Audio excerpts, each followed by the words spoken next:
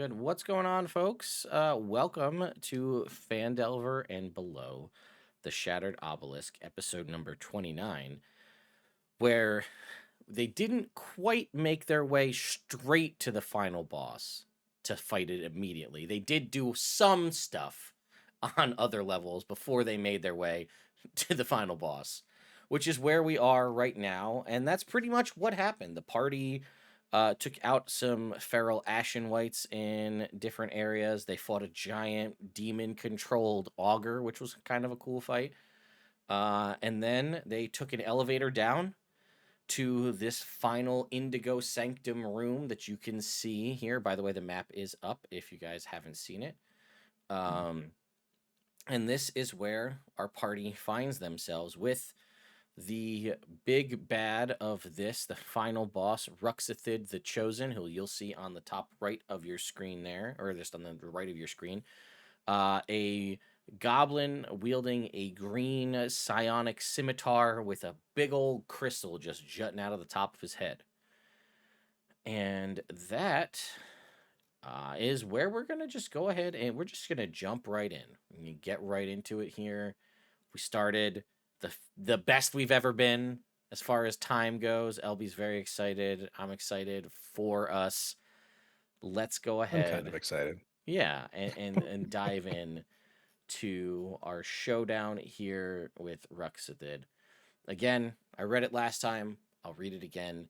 This goblinoid figure is taller and broader than other goblins you've encountered, and a gnarled crystal has split his skull open to reveal his brain, which does not really translate well in the image, but when I look closer, it is kind of cleaved, and you can see brain bits.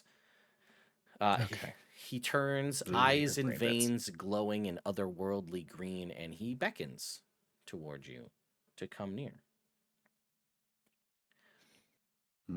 You see this before you. I guess I should say you can kind of see there are these pools, these lava kind of streams. That's the blue on the map, is this kind of sulfuric lava kind of pooling around. There are two sort of bridges, one that leads off to the left, one to the right. You guys can't really see what's in there right now from your current position.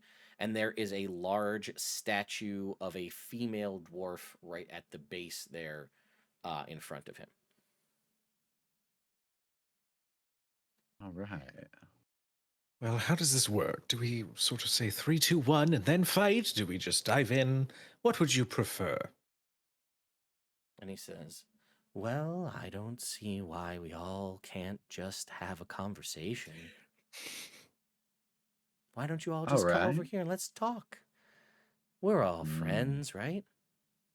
His eyes glow with the green when he says that. Okay. Can I make like a perception check to see if there's anybody else? If I move forward a little bit, like to say the bottom of the steps. Yeah, you can go. Oh, to those steps right there? Sure. Yeah, I don't want to go to his steps. I want to be able to look left and right across these bridges. Sure. Looking to the left and to the right, you can see on the left-hand side, there are some, you kind of make out, you can see that there's some beds in there. Okay. And there are assorted kind of people there seemingly, they're not leaving, but they're in there. There's a handful of different commoners in here, essentially. A human farmer, a human stable hand, and a gnome. Well, I'm telling you what their positions are. It doesn't really matter. And then there's also a gnome in there as well. Okay. I don't see perhaps you don't. The picture. No, I don't see that. You don't All see right, that lady. As we've established, she comes in the next chapter, so we don't know about that. Fair enough. I'll say, Ruxithid, we've come for the return of the people of Phandelver. And he says, well, that is a little... Well, that could be problematic, but maybe not. Who knows? Maybe we could all reach the goal that we're looking for. You see, I am but a divine harbinger on my quest to gather all of these wonderful shards to bring about a metamorphosis on the material plane. So as long as we're able to do that, perhaps they're not even needed. Perhaps not. Although that Make me does an sound. insight check there, Yeah, Jake. all right, fair. A thing I'm traditionally bad at. Ha! Natural 1 for a 1. Hey, sometimes Oh, like a no. caterpillar to a butterfly, we all need a bit of a metamorphosis. I got a 13 in case you needed one from me. I just decided to go for it. Well, I appreciate it, but unfortunately, that's still not going to do it That's for you. fine. But I do appreciate the effort. I look back, I give everybody a thumbs up. Like, maybe we can talk to him. So, yeah, tell us about these stones you need and whatnot. The shards you were saying? Yes, we are. Well, I am, again, just a messenger from the from these wonderful divine ancient gods that are speaking to me, the mighty gods, the ones who have granted me these powers. They are the ones who are looking to bring about the metamorphosis, and maybe we can find more of them together and we can all undergo the help bring forth this metamorphosis to the material plane. They have ensured me that it is quite spectacular. Sounds very intriguing. I'm It's glad What you are making their think so. names, sense. these gods? Oh, I cannot ask their names. I am but a lowly harbinger. That is not of me to speak of their names. They have Yeah, not. so that's kind of rude. Shut up. After he drops we, that's when I do my 27 insight check. Yeah. Oh. You notice that with that insight check, in between sort of him speaking out loud, it's hard to tell because the eyes are pupilless, glowing like green orbs. But with that check, you can tell that to some degree, when he's not speaking, they're kind of rolling back in his head as though he's having a conversation with someone and somewhere else before they kind of slowly roll back and he's having a conversation with you in the room. So it seems as though he's having a second conversation in his mind as this is happening, and perhaps all of the words that he's putting forth aren't necessarily his own. Friends, there's Durgar in here. And he's talking in the third person and using we. His eyes are rolling in the back of his head. We got problems here. And you know what happens to Durgar. They used to be just like me and the rest of the folk under the mountain, except they delved too far and then they lost their own will. His will is not his own anymore. Seems all right. And he's like, well, I'm so sorry that you see it that way, but so unfortunately, we all don't see any gestures to you, Bishop. Not all of us have the divine wisdom of our friend here, and well, those who don't follow along must be dealt with. And you watch as he like that crystal in his head glows, and the statue in front of him animates, this dwarven female statue. And I need everybody to roll for initiative. Well, shit. I'm gonna What's gotten over you, Bishop?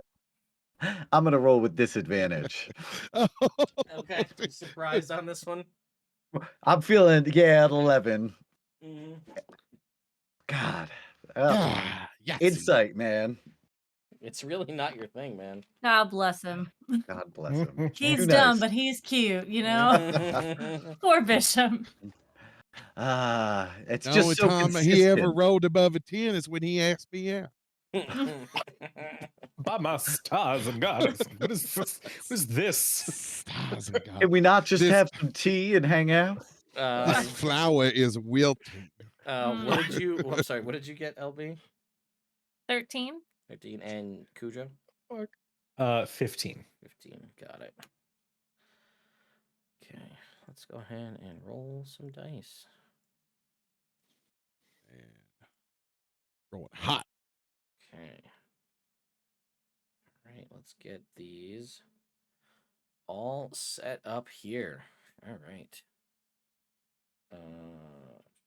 We need this stat block. Sorry.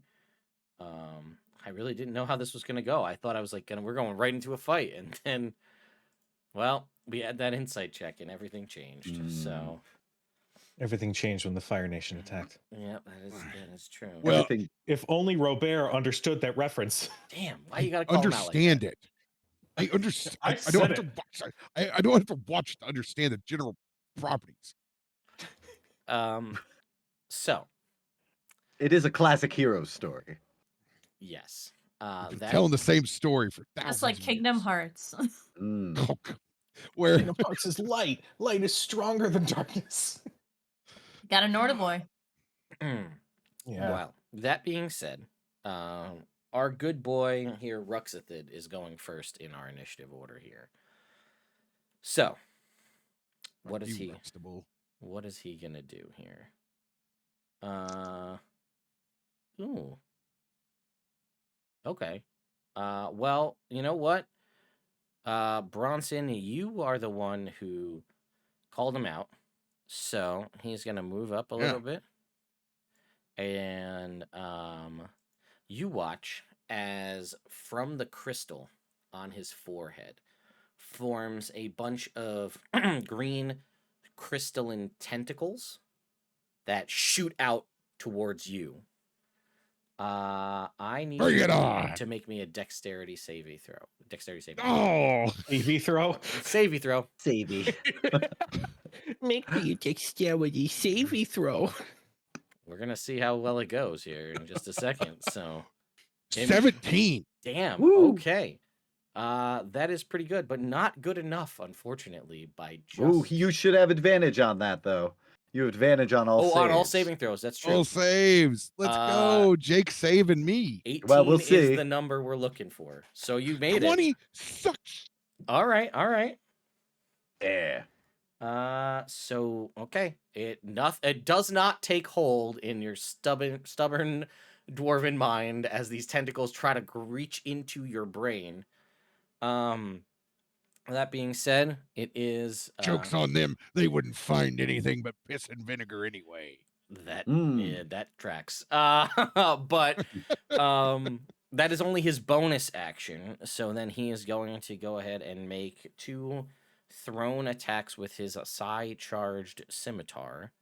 We're gonna throw one here at you, Bronson, because he's a little frustrated. Ooh, no, that's gonna miss. Good. Oh man, he's having No. a hard time.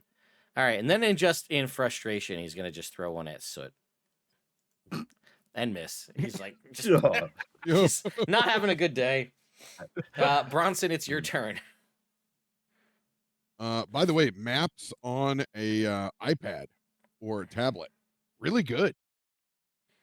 So What's I new mean, in maps? yeah, right. I will take my 30 feet.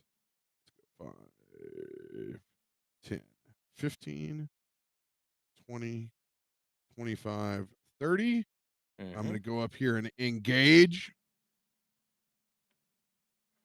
All right, with our shield guardian here. And I am going to use my 3rd level spell slot Mm-hmm. to cast Spirit Guardians. Yeah, that tracks. All right, that's a 15-foot radius.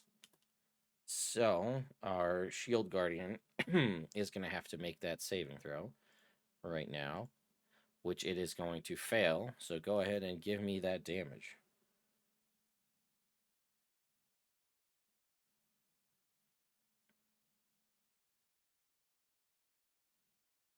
Oh, that one's spiritual weapon. 9. Did you want to do spirit guardians? That's spiritual weapon. Oops. Oopie doopie. It failed its wisdom saving throw. 12. All right. 12 points of 12er. radiant damage. I need a line of shirts that's like goofy cartoon font, but wisdom saving throw. Yeah, we can add it to the list. Make it a sticker.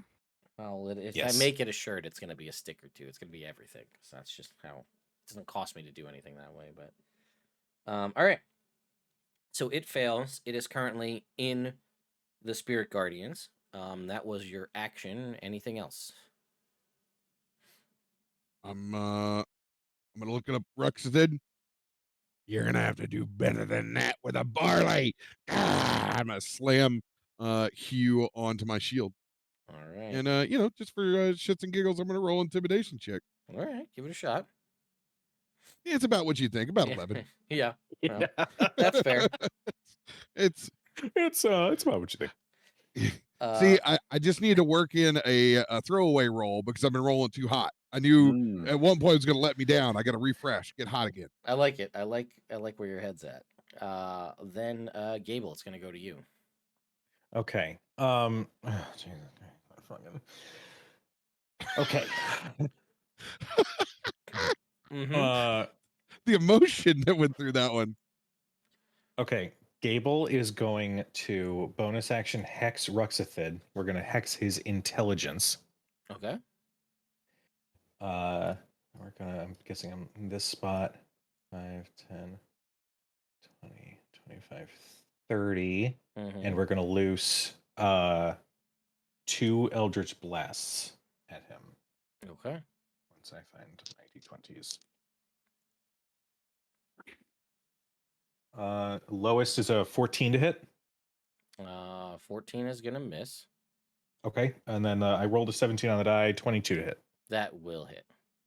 Okay, they are going to take here 8 points of damage. Got it. 8 points. All right. And the hex is up. Anything else for you? No, I think that is going to be my turn. I'm just going to end there, which is probably a horrible idea, but that's what I'm going to do. For me. Okay. Let's see.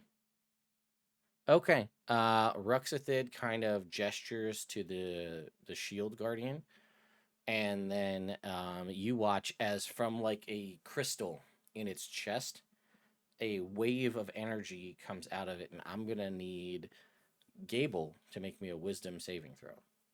Fucking. Okay. All right. Wisdom, I'm pretty okay with. Not when I roll a 2, so that's a 7. All right. Now this is a fun one for you / me here. You watch as you all don't, you just see the glow of the crystal and just like a energy field just kind of push out from it, but nothing visible seems to happen to the rest of everybody here in the room. And Gable, first of all, I don't know, are you immune to the frightened condition? I forget. Yes, I am. Okay, so you're not frightened. However, the effect still happens even though you're not technically considered frightened.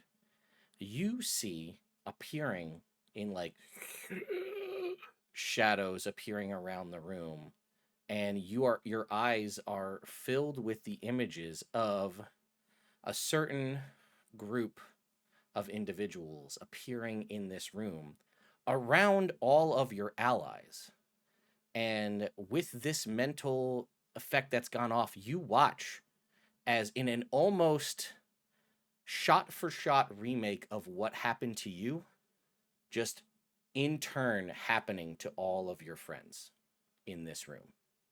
All of them going through the entire, every single slash, strike, stab, dead body on the ground. And then you are going to take 25 points of psychic damage. Oh. Okay. He's of like the bravado and the persona drops. He just goes, no, as he just looks to everybody. Fuck. Okay, that's great. Yeah, we're gonna at the end of your turn, you'll get to make another save to either see if you take damage or break this effect. But that, I believe, that is the only thing it can do. Yeah, okay, that's what it's gonna do at the moment. And then after that is so Okay, Ted. LB. What is this room made out of? What kind of stone? I'm gonna say. I mean, this looks like it's probably this is all pretty heavily worked stone, so I'm gonna say probably some sort of granite, something similar. Okay. Did we come across any obsidian, or was it almost obsidian-like? I need to know. Obsidian- Oh, in like this room, substance. no, you did not see any. No. Okay, good. I am going to take out a piece of real obsidian Ooh. from my rock bag, Mm-hmm. and Red Soot is going to point towards them and whisper under her breath something about corrupting stone. And in a 20-foot square. Oh, look at that! Hello. I love that. Thank you. Oh no. Thanks. I Thanks, saw it little though. cube. I saw it. It was Thank there. you. Yeah. Ooh. Okay. It's doing something different. Anyways, on both of them, I'm gonna need them to make a dexterity saving throw, as she is going to erupt the earth around them. Okay. Dex save. LB, I love you so much. Good job.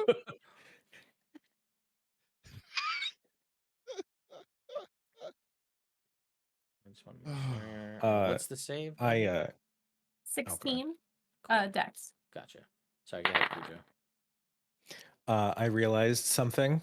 I couldn't move the full 30 feet because I have one level of exhaustion. Well, you can only move That's 25. Yeah. Mm-hmm. Well, that's fine. It happened. Not a big deal. Okay. The trauma can happen. I just did from- Eldritch anyway. The trauma can happen anyway from the same distance. It's not great. a problem. It's awesome. So our shield guardian friend is going to succeed. Ruxithid would fail, but he's going to burn a legendary resistance to succeed. Ooh. All right. So, what happens is the ground, the stone around them erupts, creating a difficult terrain. I rolled 30 damage, so they're each going to take 15. Nice. And the ground in the area becomes difficult terrain until cleared. Yeah, and I assume that like steps and shit, it's gonna fall down, or are they gonna be on the same plane as us? We can say they're on the same plane as you. Okay. All right. That will be my action. Cool. And let's see. Red Soot is going to move forward. Can I see that Gable is having a time?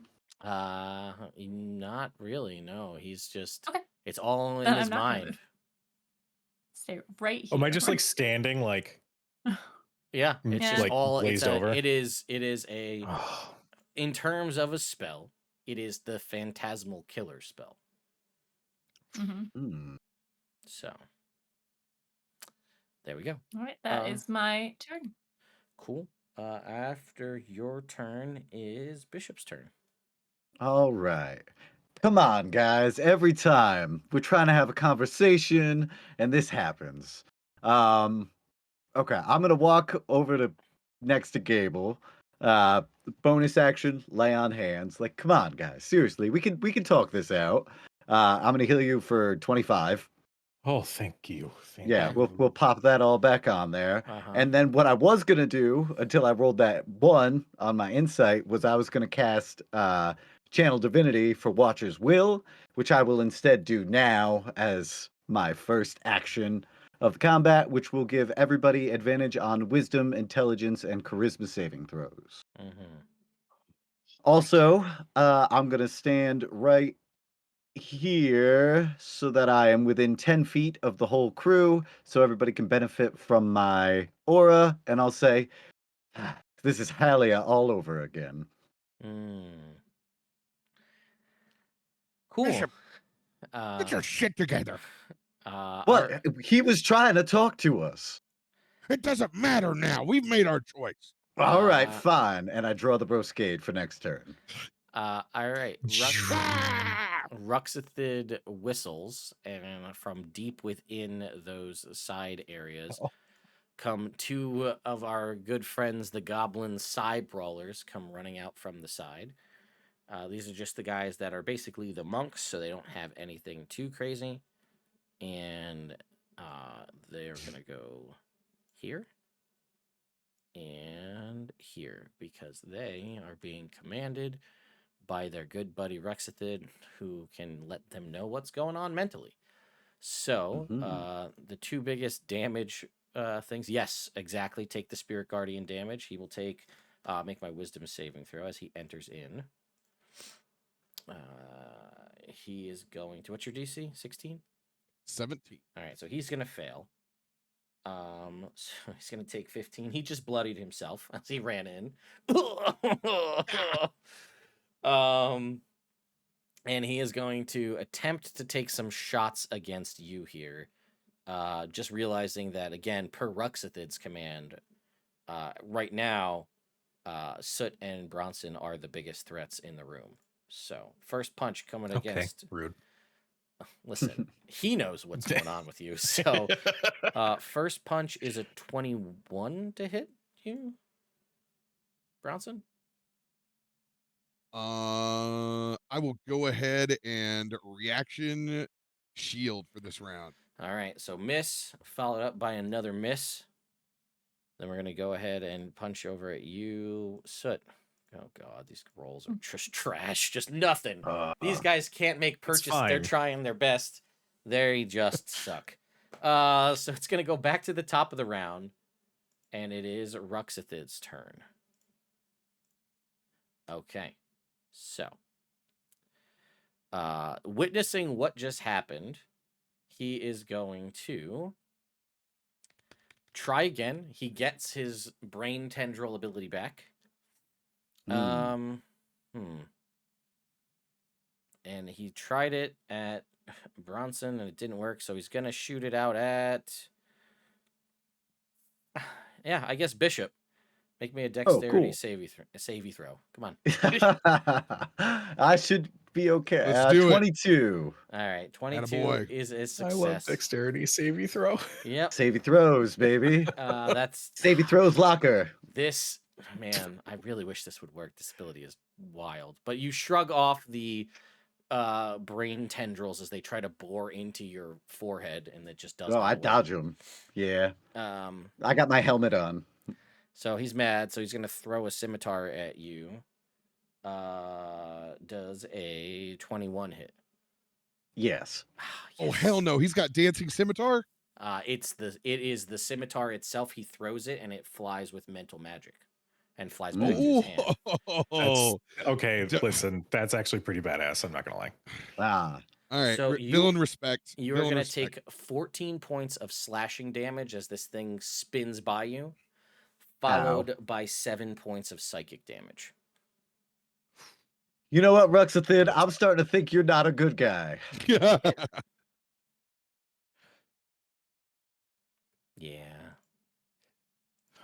And then he's going to miss. Guys, I'm more anxious about this fight than the fucking dragon fight. And he just whiffs with the second swing completely. Then I rode that dragon, so you should be fired up. Then it's going to go to you, Bronson. Shield Guardian not have a turn? It goes after you. What did it do the first round? It cast Phantasmal Killer from the stored spell inside its chest. It cast a spell. Yeah. Okay. I thought that was like a layer action. No, so a Shield Guardian can store up to a 4th level spell per the Shield Guardian. So he had it fire it off at what he thought would be just based on what he witnessed in the room. This guy's got a lot of trauma. Let's send it at him. Heck yeah. Let's pin this thing down. All right, moving up, you will put Ruxithid in it. He will have to make a wisdom saving throw. He is gonna fail, so go ahead and roll me the damage.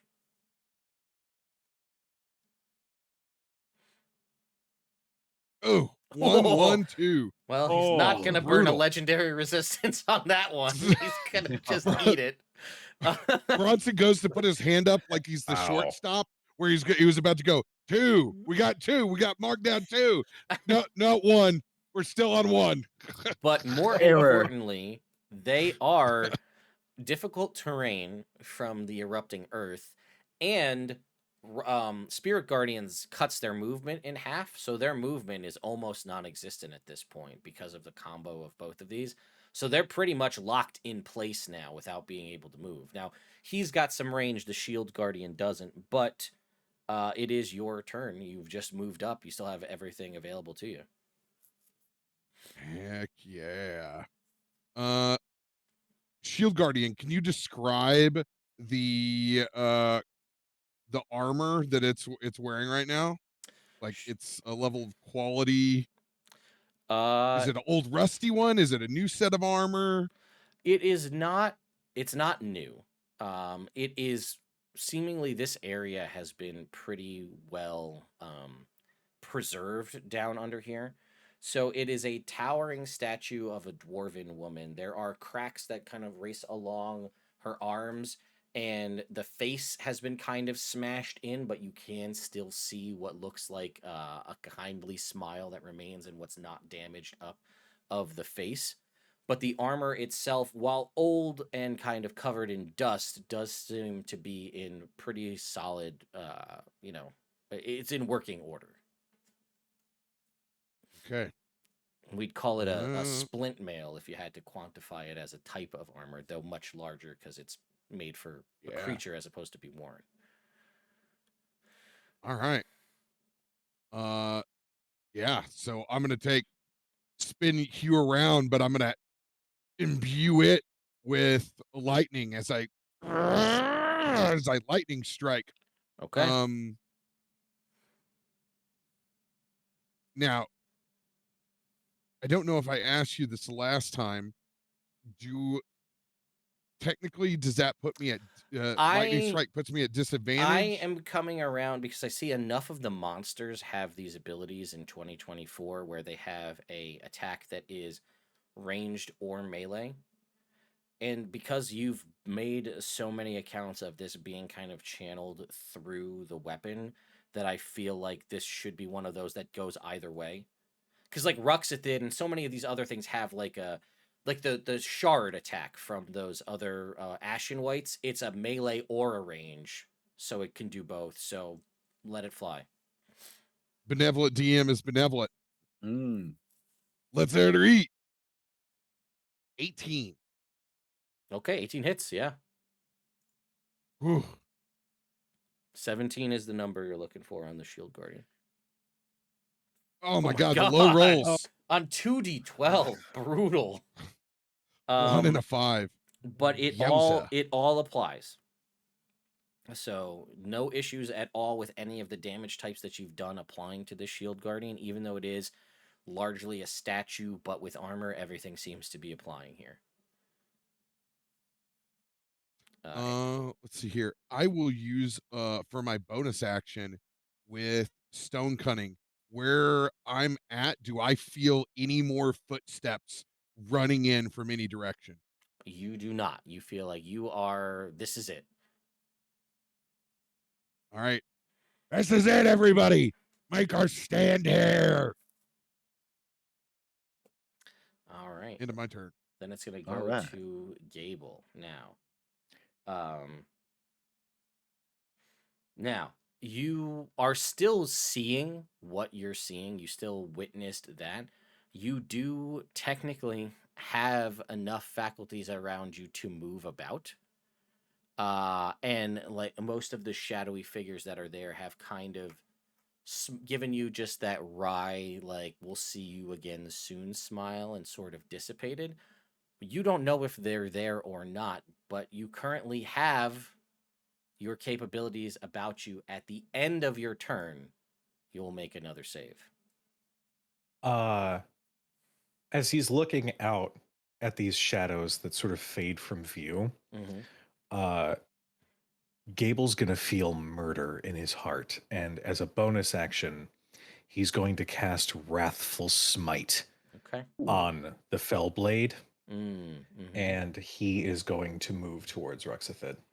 Okay. 5, 10, 15, you can get there. 20, 25.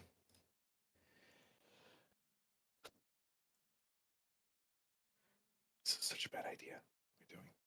Just a reminder, it's difficult terrain. If you He didn't take that into technically account. went around the outside, so I'm going to give him that one.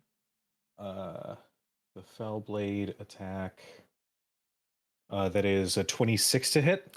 Oh, I'm sorry. You are going to have disadvantage on this roll because I was looking at 2014 Phantasmal Killer. 2024 Phantasmal Killer doesn't do anything with Frightened. It's just disadvantage. So much better. What a fucking hell. What a better spell. Do you have inspiration? No. Fucking hell. Okay. Well, that was 12. That unfortunately. And because I did. I'll give you my inspiration. Yeah, you can take it. Really? I say, yeah. Stop being a pussy.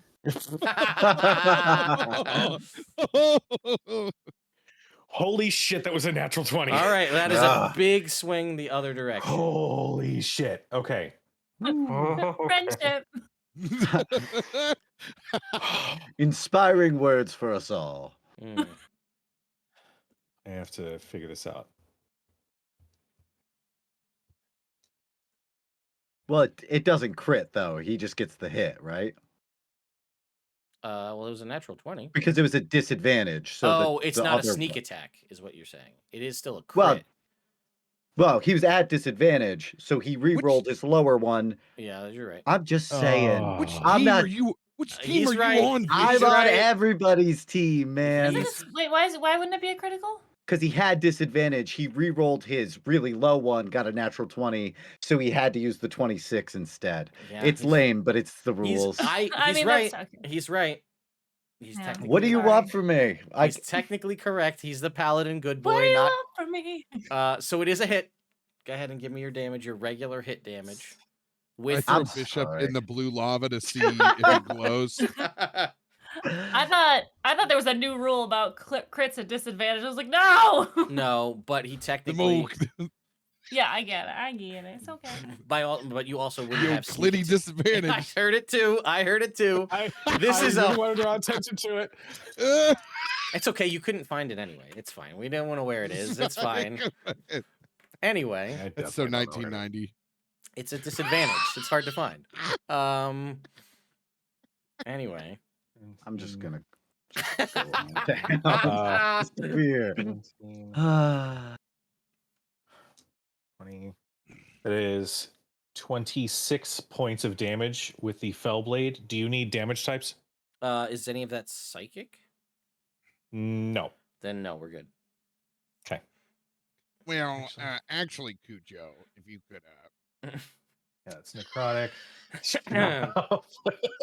And because it is attacking with a light weapon, I can attack with the Dagger of Venom as that attack action, correct? Just want to make sure that is... That is correct. Man, I didn't know we were going to go into Bishop's narc arc.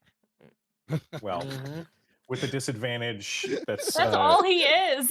12, so that one hit got through. That one hit got through and did bloody Ruxithid. Oh, thank God. Okay. Can you now, at the end of your turn, make a wisdom saving throw? You will have advantage on this from Bishop's ability from earlier. I want to just make sure. Okay.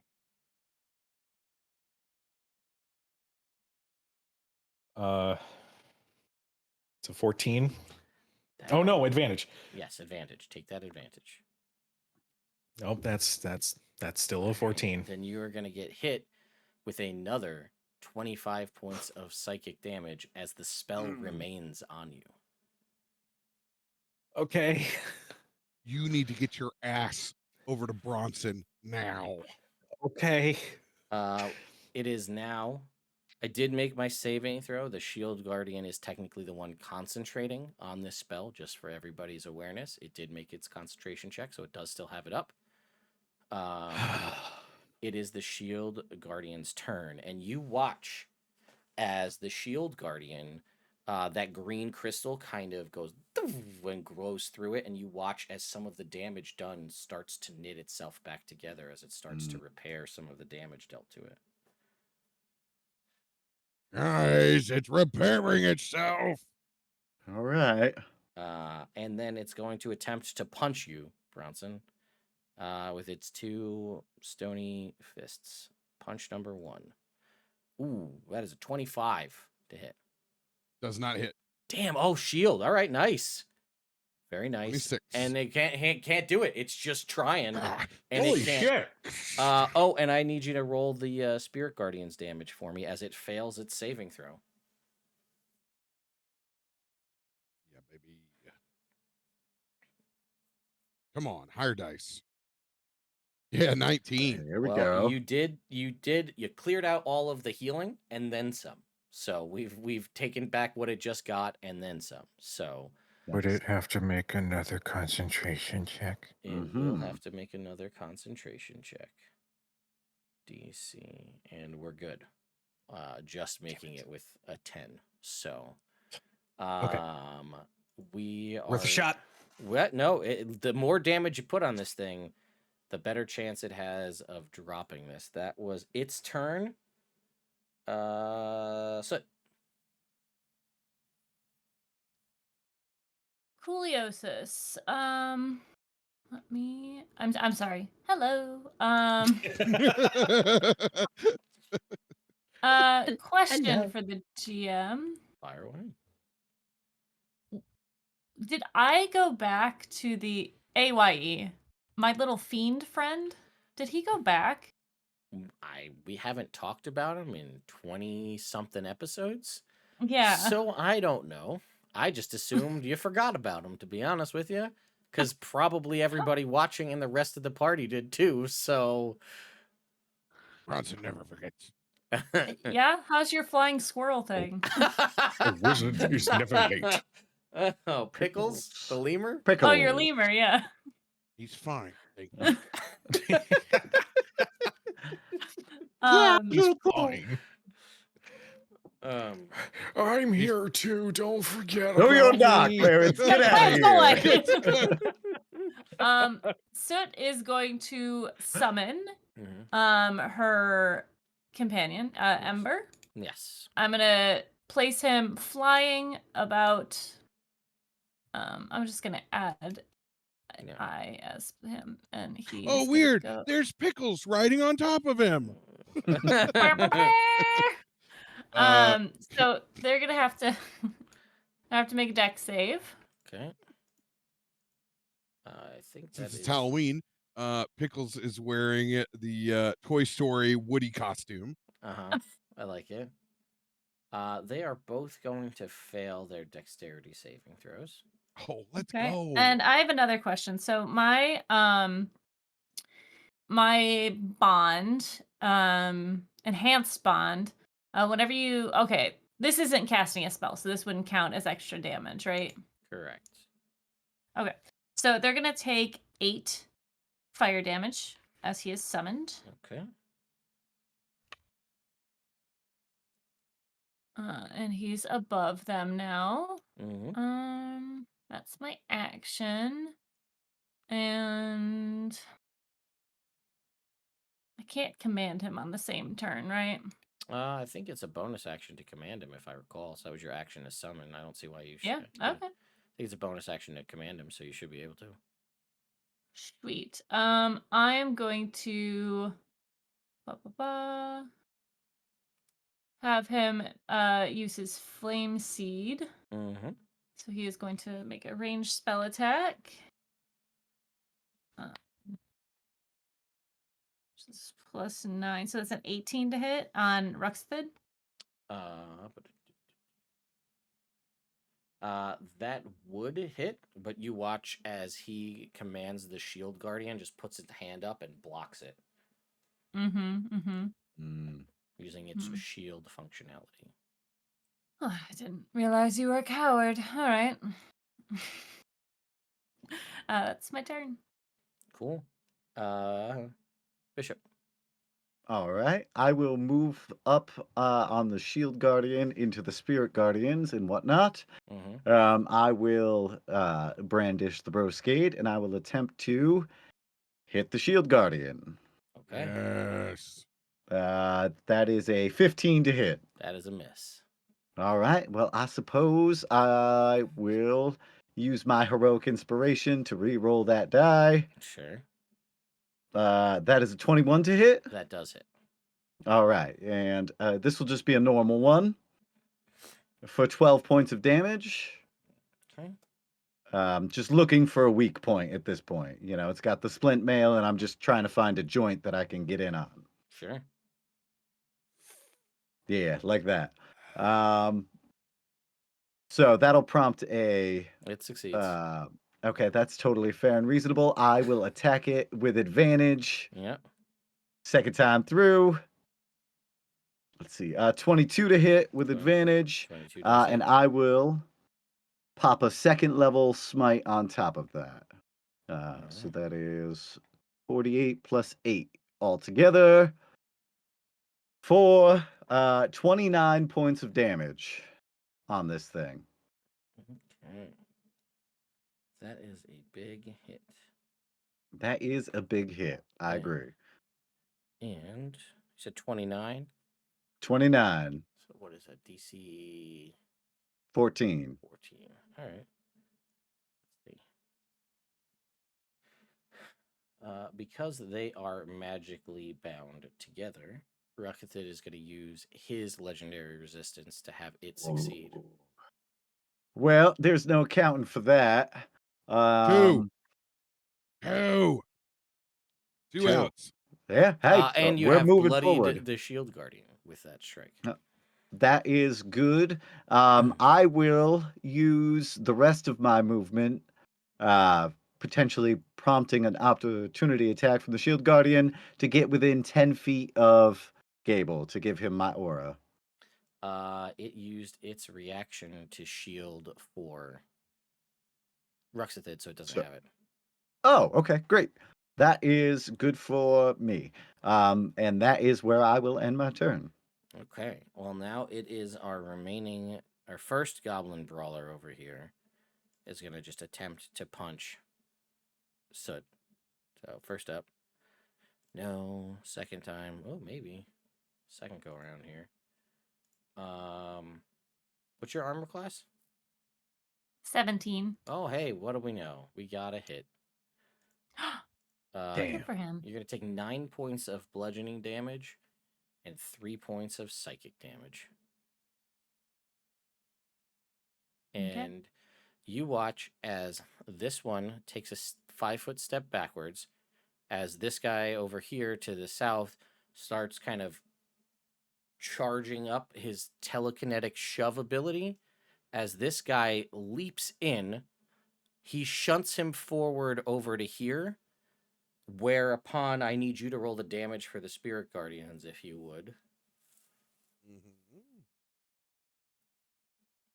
15. All right. Yeah. Whereupon he dies. However, he blows up. And I need Bronson and Bishop to make intelligence saving throws. With advantage. With advantage. Here we go. 25. That is a success. 17 with my -1. Let's go. Not bad, boys. You will not take any psychic damage from the explosion. But you watch as it dies. What is this thing called? A sort of green. The psychic energy wave hits you. You both shake it off. And then a sort of as the body is falling down, getting beat up by the spirit guardians, 2 psychic like tendrils just shoot out and try to enter into each one of your heads. I need you both to make me charisma saving throws. All right. What did meet you, boy? Kudo fish. 14. Charisma saving throws, you say? I did. Mm-hmm. Oh, that 1 protection. Damn, you're in luck. 19. So, you will succeed. However, Bishop, you are affected by its death jinx ability. And because you failed, full duration, no protection against it, you are affected by the Bane spell for a full minute. Oh, cool. All right. This is D4s. a new thing that they list as a trait when you want to create your own monster in the 2024 Dungeon Master's Guide. They have a whole list of traits when you want to just switch up and add things to monsters to make them potentially more difficult. And this one is when it dies, creatures nearby it need to make a save versus a Bane spell. And if they fail, they are affected for the full duration of Bane from the death jinx. All right. That's cool. I do love exploding creatures. They have a lot of other cool Big things. fan. There's one called the Emissary of Jewyblex, where when it dies, it throws up an ochre jelly that then you have to fight, which I thought was pretty cool. There's some pretty cool ones in there. 3 old hot dogs and an ochre jelly. What's worse? That is their turn. And let's see. Okay. We are back to the top of the round. It is Ruxithid's turn. And Soot, I'm gonna need you to make a dexterity saving throw if you would.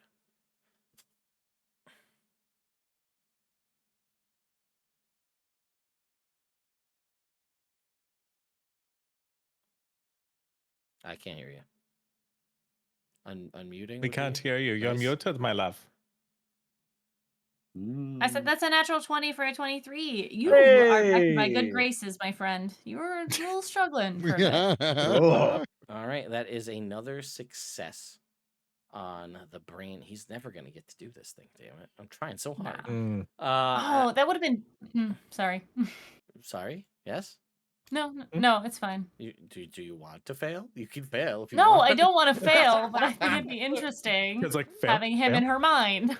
Yeah, I mean... Let me in. All right, well, you're right next to him, Gable, and we're going to throw one side charge scimitar swing your way here. First up. Okay. What's your armor class? 19. Yeah. You're going to take 15 points of slashing damage and 7 points of psychic damage. Okay. And then one swing at you, Bishop. All right. No. Actually, I'm going to use my reaction. Okay. To... Actually, no, because I did Wrathful Smite. Nope, never mind. Just kidding. As you were. Cool.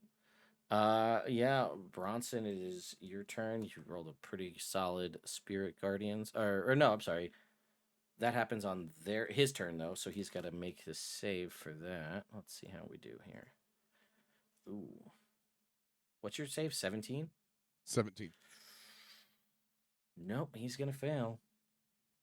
Is that it? Is that 3? He's out.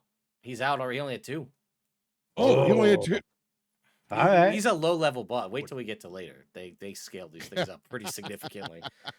He is still alive, however. Okay. It is your turn, though. Bronson. Is he bloodied? Oh, he's been bloodied, yes.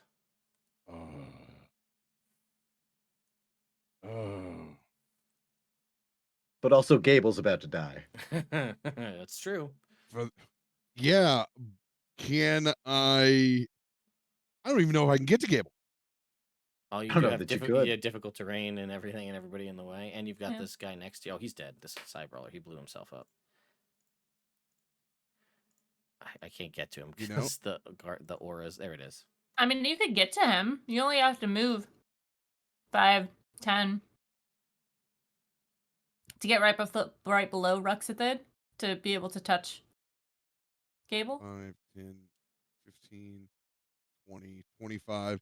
Yeah, I can just get there. So let's go ahead. No, remember, your boots, you only have to use 10 feet of movement to jump 30 feet with those boots. And then still have the remainder of 20 feet of movement. So you're good, my friend. Ooh, Boots do I of need striding. to make an athletics check? Nope. Ah, That's the just boots of free. striding and springing, my man. That's just move 10 feet to jump 30 and then still have the rest of your movement. 2024, Go, my gadget. friend. It is an improvement on those boots, let me tell you.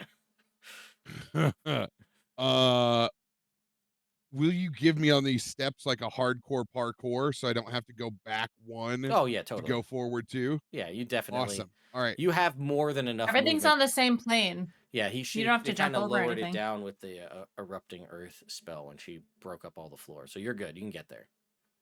Well, howdy do, buckaroo. All right. Get your shit together, Gable. And I'm gonna give you a little shield bump, and I'm gonna use my last 2nd level spell to break you off a little piece of the remix.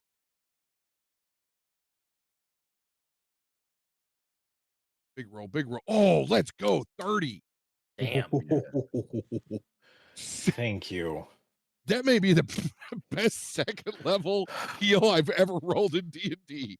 Yeah. That is the magic of those boosted heals in 2024, man. It makes it so much more a viable choice.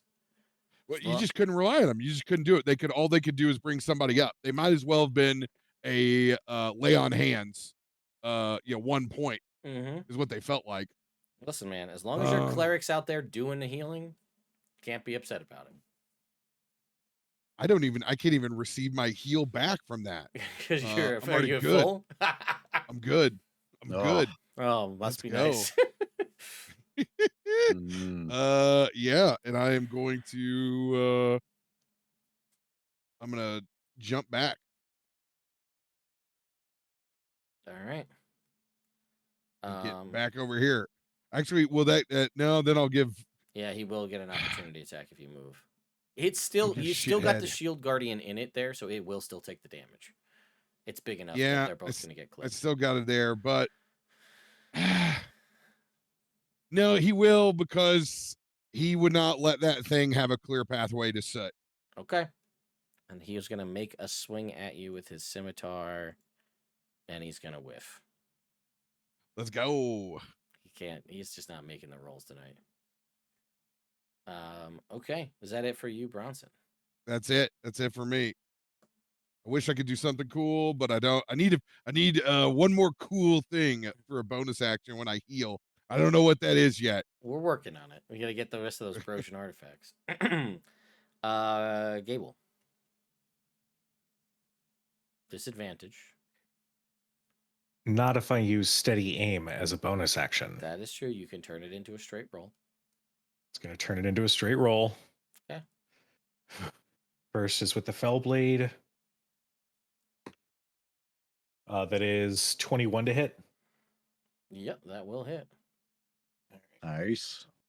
That first.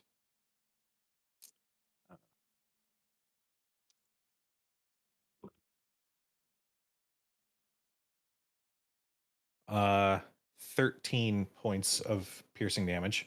Mm-hmm. And then dagger of venom. Yes. Yep. That is a 19 to hit. He will have his shield guardian burn its reaction to pop to keep him up for that one to miss. Okay. God damn. Okay. Oh, Jesus. I have to make that save. Saving throw, please. It is at advantage now. Okay. And you do have a plus whatever from Jake. 3. +3 to your save. Okay. Oh, thank God. That's 25. You succeed, and just as like a parting gift out of the corner of your eye, you just see them all in a line just sort of wave as the shadows just dissipate and they're gone. Oh. Oh, we gone. I forgot to mention, I meant to make it before when you took the damage last time. I was going to have it be in the form of being stabbed in the back, but I forgot to do that. So. We can pretend. It's fine. Well, there you go. All right. Give me that Spirit Guardian's damage for our Shield Guardian here. Who is going to fail. Yeah. Ugh, 8. All right, so you watch as it heals up, and then almost all of that, what it heals, gets knocked right back out of it from the Spirit Guardians. It's good. Yeah. So, it is its turn. The spell with your success ends on it, so it is no longer concentrating on the spell. And it's going to... What are we going to punch? Let's go ahead and try to punch Bishop. You're within reach. Sure am. What's your AC? It is 20. Yeah, hitting the number, baby. Oh. Let's go. We are going to deal to Bishop 13 points of bludgeoning damage. All right. Ooh. And then you watch as it rears back to try to punch at you, Bronson. And you watch as Ruxithid's eyes flash, and he tells it, stop! And then he reaches around his neck and pulls off a amulet and sets it on the ground.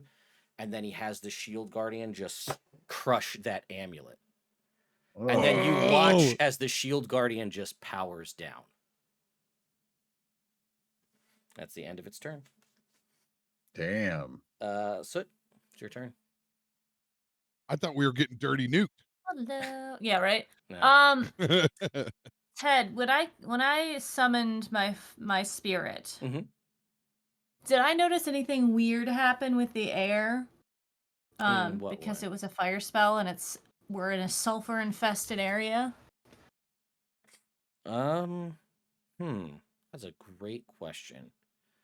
I feel like we're definitely got to give this some more blue aspects to this fire, right? Because we've got all this sulfur in the air.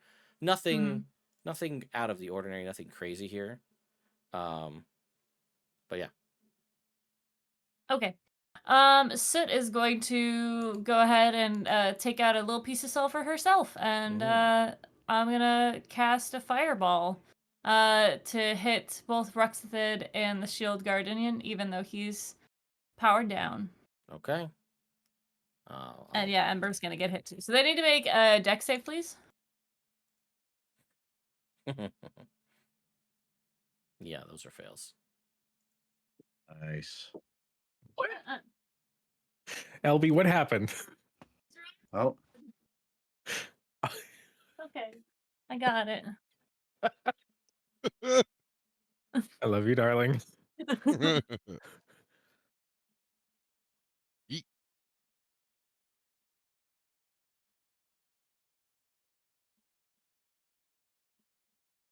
Did they make a dex save? No, Did they both failed. Save? Yeah. Okay. So that is 10. Okay. 17 points of 17 plus. Yeah, you got to add that extra damage now. Yep. 17 plus 5. 22 points. 22. Yeah. You'll watch. Oh no, I'm sorry, I missed a dice. Okay. Never mind. It snuck in with my other dice. What was it? 22, 26. Okay. Yeah, you watch as both the Shield Guardian and Ruxithid are consumed. What does this look like as they're both destroyed by this fire? Hell yeah. Let's go. Yes. It's an explosion from behind, so I'm sure that the back of the Shield Guardian just like erupts and crumbles, like caving it in. Mm-hmm. What? Nothing. Keep going, please. And then Ruxithid is going to fall forward, having his back completely singed by this, since I had to be very careful about placements so I didn't hit my other friends. Mm-hmm. I like it. And And then yeah, my little guy disappears. okay. Is he not immune to fire? I don't think he's immune to fire. Well, that's dumb. He should be if he's not. Okay, hold on. He's a being created of fire. I feel like he should be immune to fire. Oh yeah, no, he is immune to fire. So he doesn't die. He's there. No, he's fine. And then as Ruxithid falls, this side brawler here that was linked to him just goes, "Wah!" And it blows up. I need you to make an intelligence saving throw. So right. With advantage. With advantage.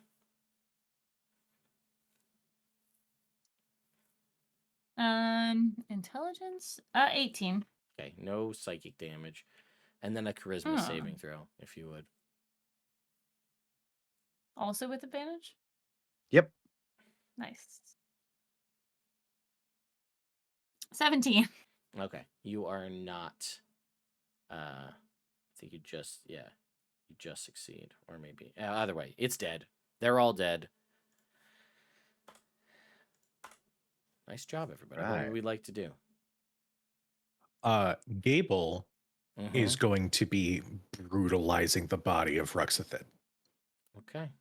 Like full on rage, scream stabbing. Okay. For like an undetermined amount of time. Okay. Well, yeah, as you're brutalizing this body, his brain just kind of cracks in half like a watermelon. Dope. And the entire place just fills with a cacophony of like 1,000 different voices all crying out as once as you're stabbing away here. And then 3 voices come out in unison. And it says, "You have succeeded. Good. The 4 shards shall arrive here soon. Now 3 remain to be found. You know your task, little one. Collect the shards from, these really horribly named places. Oh boy. The Crypt of Talhund, Gibbet Crossing, and Talhundereth, and bring them to us. You shall be reborn greater than you can imagine, and Phandelver shall become ours."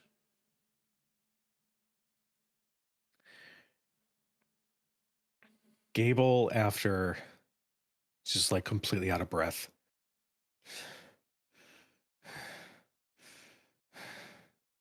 looks at this crystal and looks back at everybody else. Does anybody have objections to me throwing this in the lava? Ooh, yes. Why don't you go ahead and make me a religion check while you're here, Gable? Actually, you can make give this, me those names again, please? Yeah, I will. You can make it at advantage, actually. It's a 15. Okay. Yeah, that's enough. So the means of communication, coming from this crystal to him, is definitely probably as you presumed, but not in any way divine in nature. While he did talk about being a harbinger for the mighty gods, this is definitely not divine in any way. The message is sending a thing often clerics can do, using the power of the divine to send messages back and forth, divination, commune. This is probably what you're thinking, but confirmed definitely not a divine message by any means. More like a sending stone? More like a psionic mind flayer communication, probably. What do you plan to use it for? Collections? I mean, it is important. We need to know what it is and how it functions, yes. I'm not going to use it for nefarious circumstances, if that's what you think. You just I don't finished want. saying collections. She motions to her bag of rocks. Those rocks don't corrupt people. This I one already does. I have two voices in my head. I think I'm okay. I don't think we should destroy it. I'm not saying that I should keep it, but it seems important enough that we should observe what's happening with it and figure it out, don't you? Maybe we can protect from it in the future. I think whatever it's connected to is not divine, and it needs to be destroyed. He's saying this while like covered in blood, like his own from his like bloody nose and everything from the psychic damage, but then also from Ruxithid. Just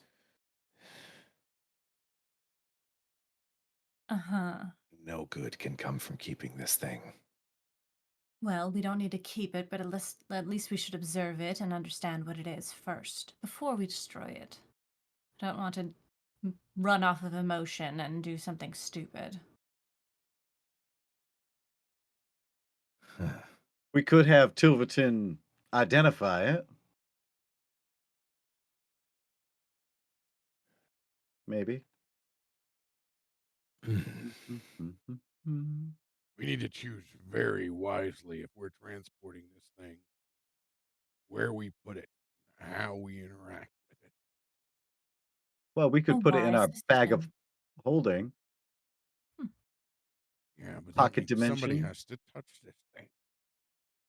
Can I just scoop it up with the bag?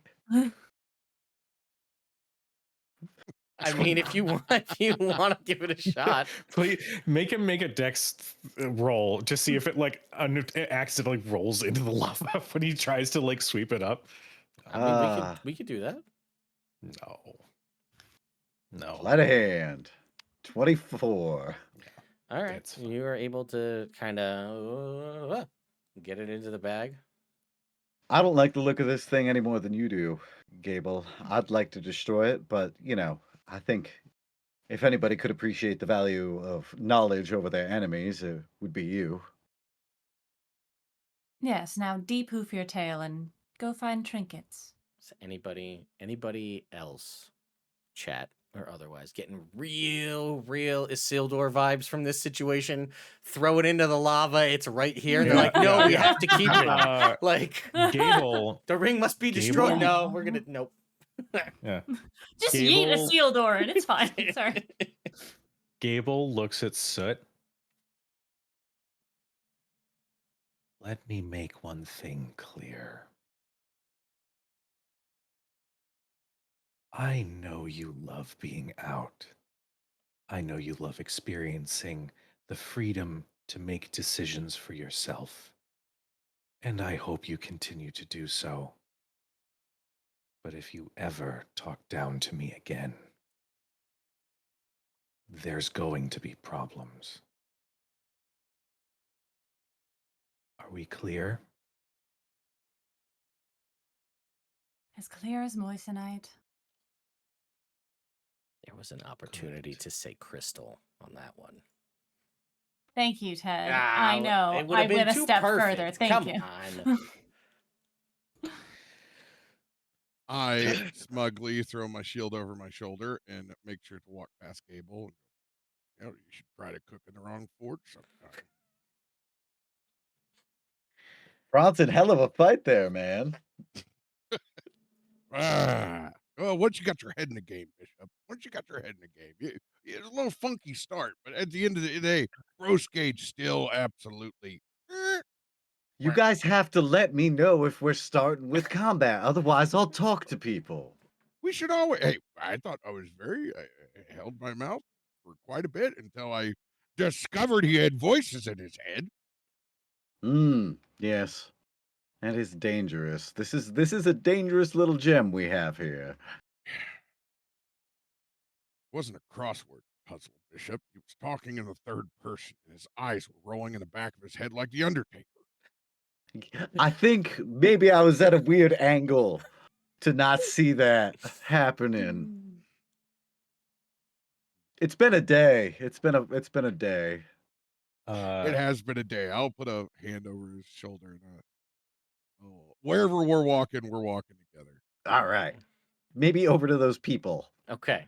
What do you think? I know it's blue lava. Probably shouldn't touch it, but you think maybe we got time for a s'more before we leave here? A time for what? A s'more. A toasted marshmallow in between graham crackers and melted chocolate. I've never had a s'more before. S'more of what? I was gonna say, you're killing me, Smalls. Another reason Luskin needs to burn. Wow.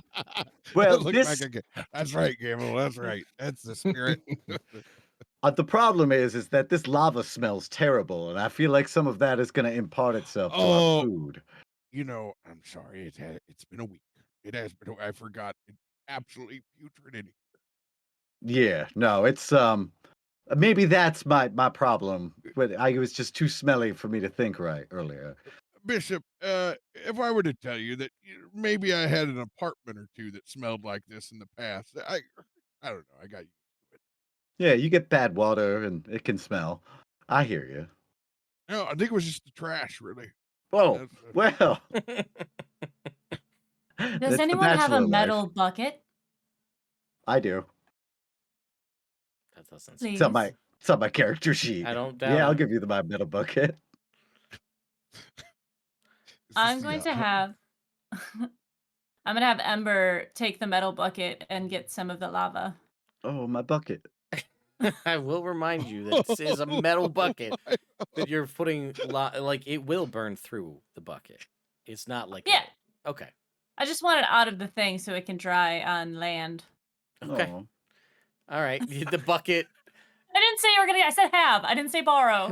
That's true. That is true. I was expecting Bishop to have an emotional attachment to his bucket. Is this the My first mom gave fight? me that Is this bucket. going to be the first fight? No. It's the bucket. You didn't even ask me if we're going to melt the bucket. I thought I was loaning it for like bucket things, but my dad gave me that bucket. That's not my fault that you gave it away so freely. Well, no, it's fine. Look, if you want the bucket, you can have the bucket. I'll get another one. 2 tears in a bucket. Okay. Then there's no problem. Yeah, for sure. Okay. So these people over here. Yeah. We talked about it. There are 3 hostages held over here. They are sickly and barely conscious.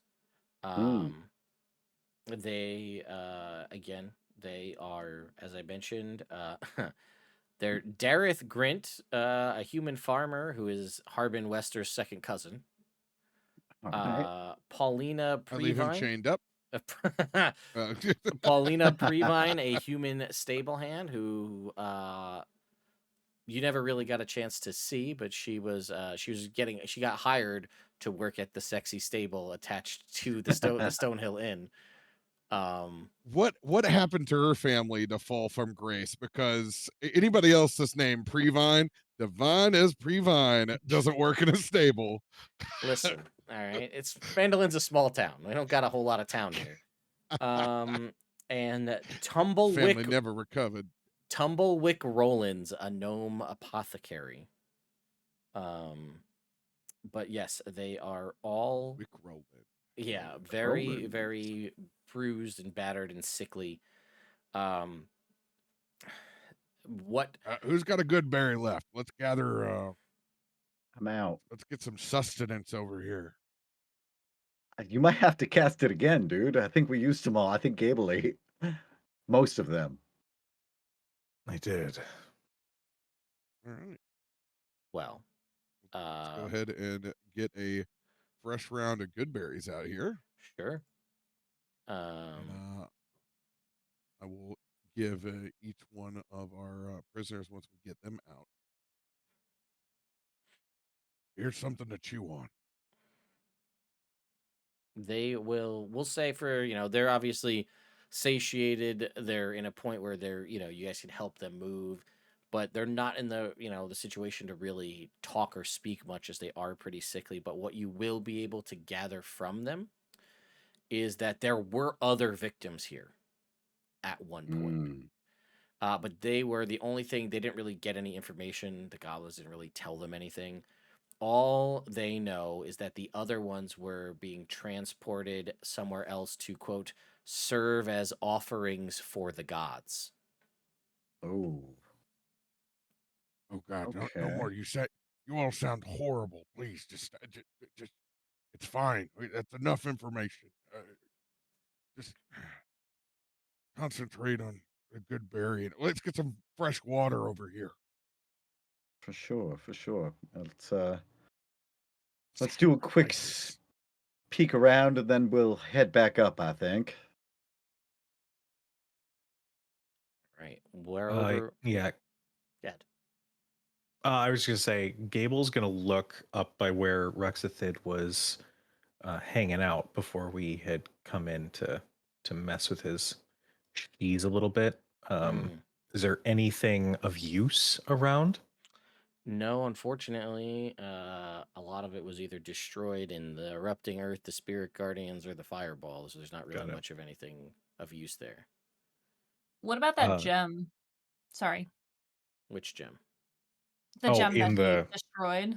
Oh, so that is basically just been shattered and broken. But the way that works is typically a shield guardian is bound to someone who has a shield guardian amulet that allows them to bind to it and use it.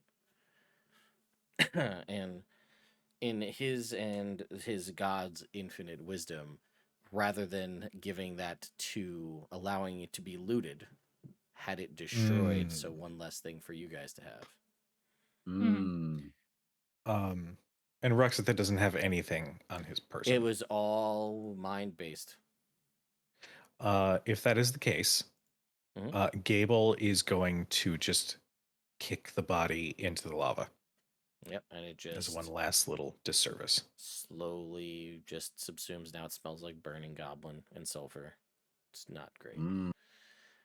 So it is suddenly closer to you. Yeah.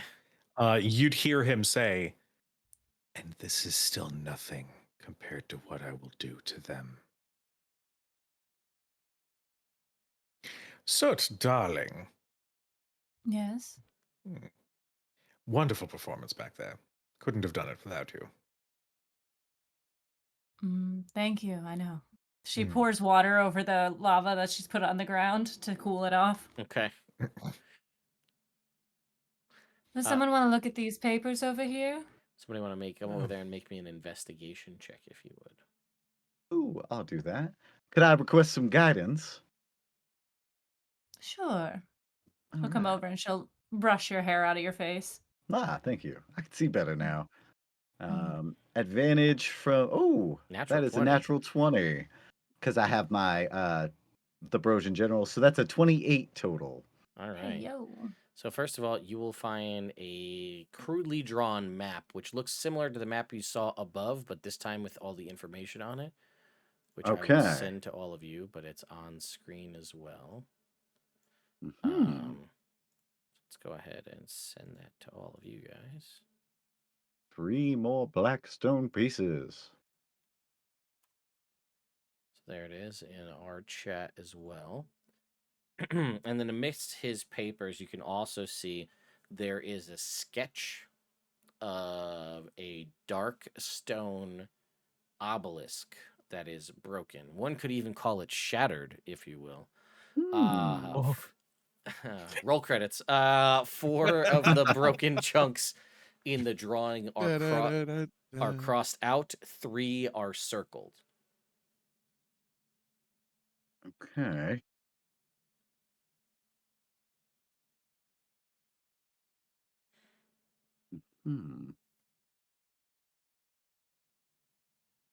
So. All right. Anything else? That is it. That is fair. Okay. Well, I found this map, which looks just like the map upstairs, except this one's filled out.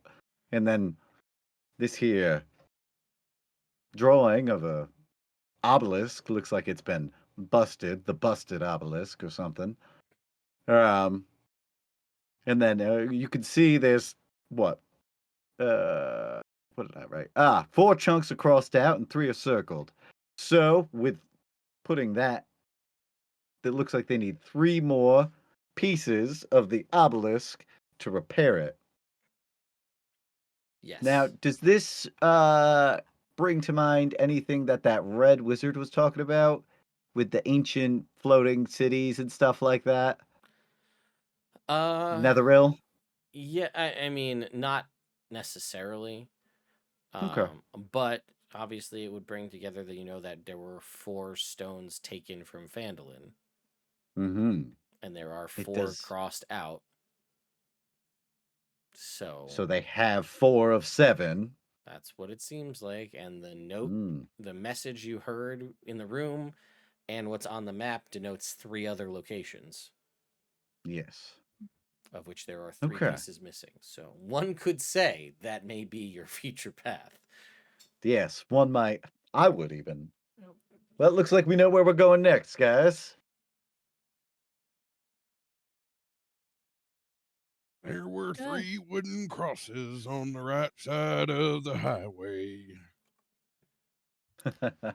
3 left. Sid is going to collect the dried lava, which is now sulfur obsidian? Or just obsidian kind. No, I guess it wouldn't be obsidian it's yet. Not obsidian yet, no. That's not It would be pressure, obsidian-like. What does it look like now that it's dried? It'd probably just be like shell. Yeah, pretty much. I mean, if you really, we're gonna say that it's dry enough that if you crack into it, it's not gonna reignite. We'll say that it's dry enough because it's basically when it dries like this with water on the outside, you're essentially looking at an ice cream cone with a dip, where it's got a hard shell on the outside. The inside is still good to go. So if you were to crack it, it would just be lava inside it. Ooh, blue raspberry. Yeah, and it's the kind of blue raspberry ice cream you can eat only one time. Yeah. It burns so good. This is the devil's blue raspberry. You can only eat it one time. Does the gem that is in the the guardian, is that still intact? I'm gonna say in the process of it kind of getting destroyed and all this and powering down, it is unfortunately also destroyed. Are there bits of it? There are bits, yeah. Okay. I'll collect the bits. What color are they? Green. How's my bucket? Oh, it's done. That's fair. There's a handle with like the top half of a bucket, like about if the bucket was about this big, you've got about this much bucket and a handle. Like a slightly warped lip from where it's scooped, Yeah. I do kind of want the soundbite of Jake going, "Oh, my bucket," as like a text message tone. It just alternates between LB's hello and the bucket. Oh, my bucket. All right. I look at the handle and I guess I'll just toss it in the lava. Brings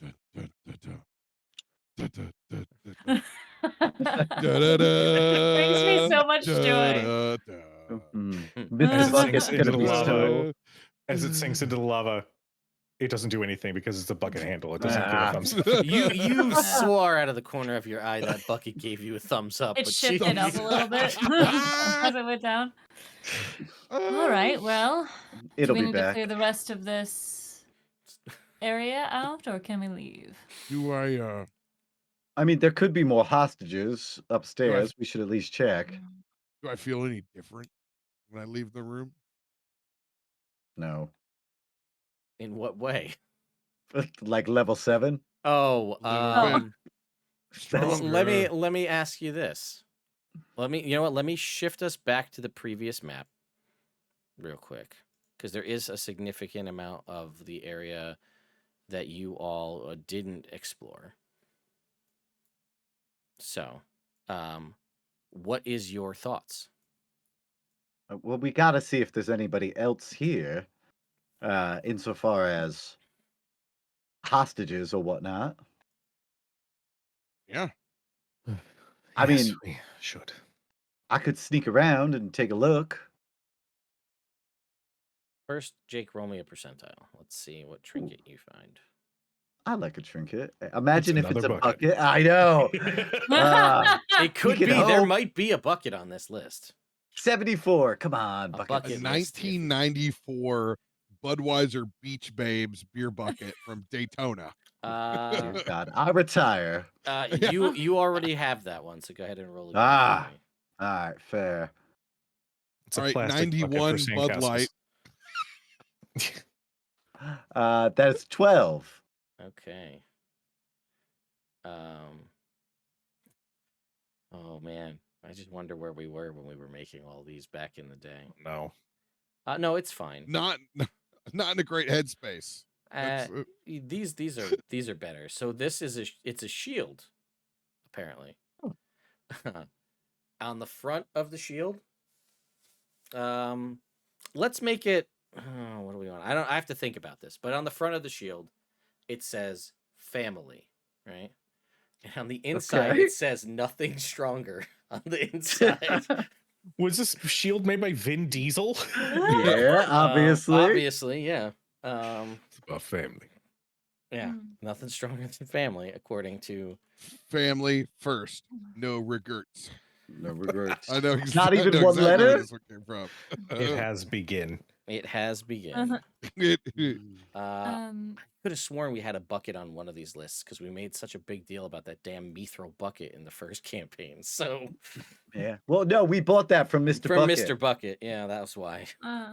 Yeah, he was in Waterdeep and he was creepy. Yeah. What? Oh, you're gonna say something? I was. Oh, sorry. I thought you said my name. Yeah, I was like, yeah, go ahead, Albie. Oh yeah, I was gonna say. Red Soot says to Bishop, "Are you actually planning on searching for other things in this cave?" Well, I want to make sure there's no other people down here. You know, hostage types. I just want. Look, I'll just go and give a quick look around. I can sneak. Fine. If you intend to do this, there's something I wanted to try. She takes a strand of her hair and plucks it. And she kind of like throws it up around you, and she's going to cast Veil of Dusk. Ooh. Which, let's see, the target gains a +1 AC bonus and makes stealth checks with advantage for the duration. Nice. And one of the components is a piece of soot. Oh no! Asked for one hair, and she gave me 3. Go ahead and make your stealth. Pieces of me. Go ahead and make me your stealth check with advantage there. Is that an Ashley Simpson reference? Oh. Natural 1, but we'll take the 13 for a 24. My man. It's a lot of deep cuts for one episode, Robert. I can't keep up. I will let if someone wants to throw advantage on there, because you do know you're going away, I'll let somebody do that as well. He already has advantage. Yeah. I'm sorry, guidance. I meant guidance. He can't pull over any further. Guidance. I meant my bad. Ro, do you want to do guidance? I mean, I can do it too, but both do it, and we'll take the higher. Yeah. Oh, I give him a smack on the ass as he goes. All right, that's an extra 2 on top there for 26. Hold on, do I have to get up? I'm down there. I'm posing with the shield guardian that's bent over. I got my shield. I'm over here. I'm trying to cut a TikTok. All the kids are talking about back in the Phandelver bars. I can't get this app to work. What do clocks have to do with anything? I don't know. It's weird. Kids these days. All right. So you got a 26. Let's scroll up here to Z 14. All right. What?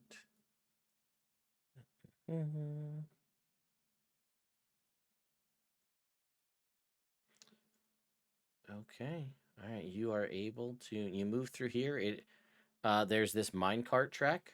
And you can kind of see that it goes this way. All right. And if you were to ride a minecart down here, it's going to fly straight off into whatever is over on the other end. It does not have a stopping point. Okay. Funky. I want to go north up this way. We're just going to go ahead and Boop, boop, boop. expand the size of this eraser.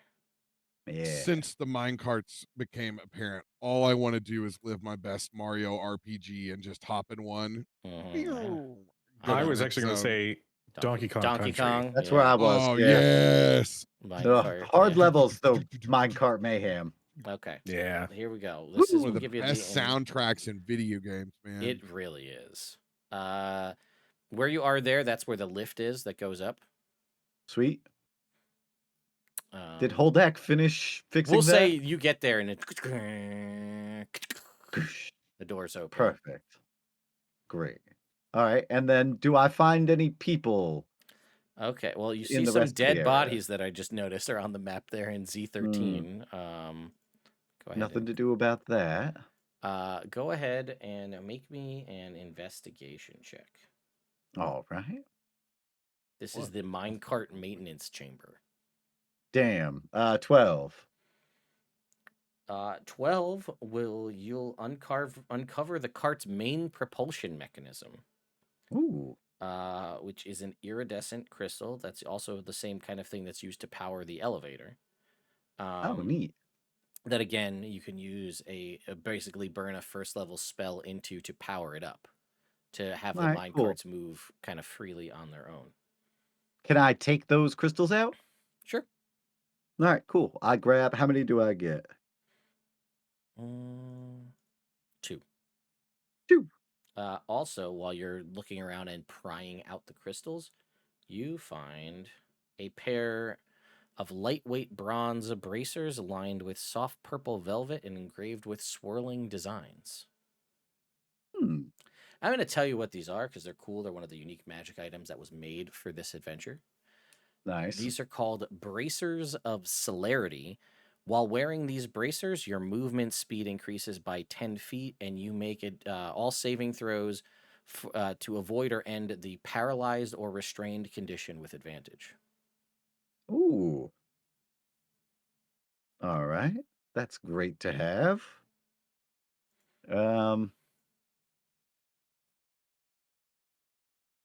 now I feel real smart for doing this.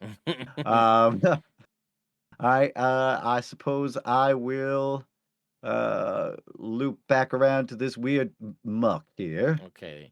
An acrid scent of sewage bombards your senses. The tunnel opens to reveal a cavern flooded with wastewater. Dripping stalactites partially obscure a lumbering mass of black chitin and translucent pale skin lapping up the sewage hungrily. Nope. Hang on, wait. I leave. Let me finish, you son of a bitch. I thought you were done. I am not done. That's wanted to get out. It's one of the coolest looking creatures. It's the Otiug mutate. I will I have to download a picture of this real quick to show you guys because it's awesome looking. I'll throw it in the chat here for you guys. Ooh. What the No. It's got people parts. Well, it's eating that person. Oh, okay, good. That's the mouth. You can see the teeth on the left side. Yes, I can. All right. Hang on. Well, let me finish, Jake. I want to leave. I'm trying to finish this statement here, and you keep trying to leave before I can tell everybody what else is here.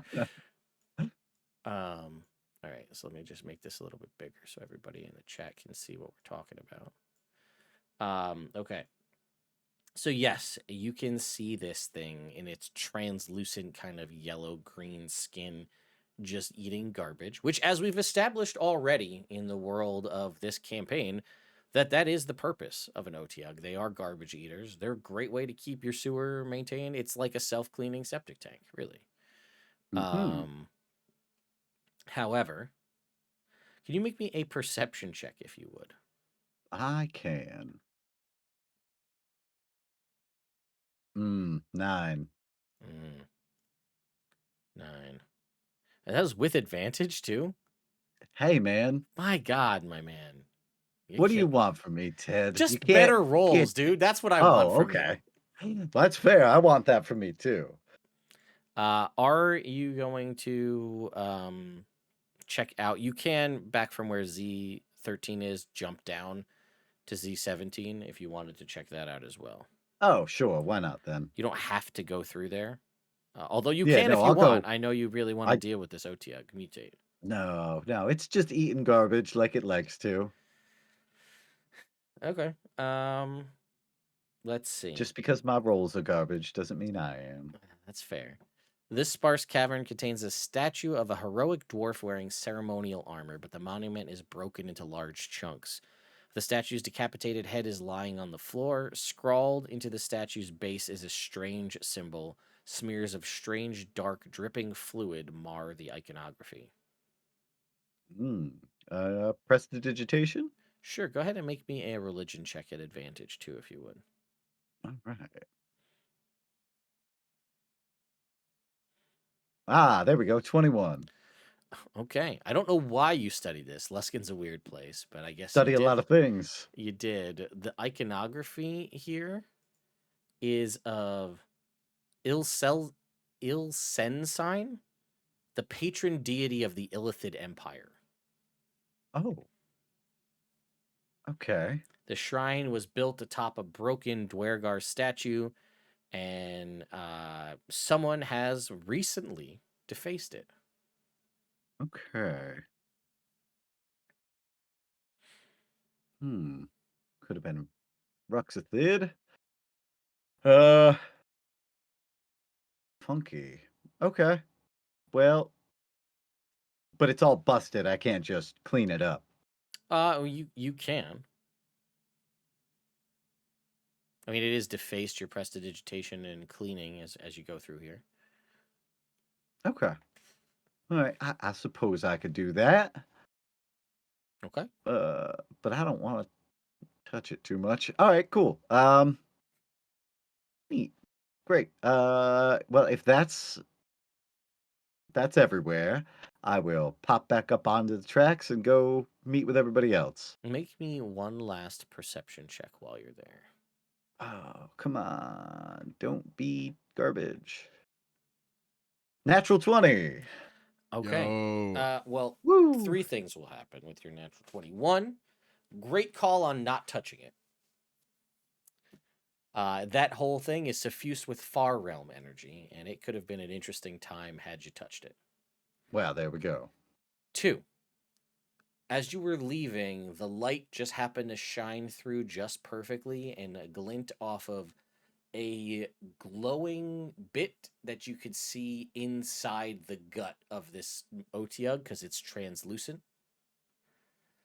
You can see what looks like some sort of actually a natural 20. It is a like a mining pick that is glowing inside the gut of this Otiug. Okay. And I'll just give it to you that in the rubble from the broken statue there was a ring that has a little brain on it. Ring. That's nice. Okay. I'll scoop that into the bag of holding just like I did with the gem. All right.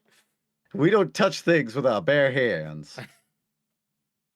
And then I'll go back to everybody and tell them about those neat things that I found and tell them not to touch the statue because it's definitely, if not evil, corrupted, or if not corrupted, far realm, which is bad. Also, there's a glowing mining pick inside of this garbage monster's stomach, Bronson. I don't know if that interests you. Yeah, no, I'm good. I'm good. All right, fair enough. And then yeah, I will give Soot the minecart jewels and be like, I don't know if there's something you could do with these, but you can use your magic power to power something. So if we could design a device, you could do something cool. I don't know. It's a rock. And then I will give Gable the bracers that increase your movement speed because he is a rogue, and that is most useful for him. Thank you. Yes, indeed.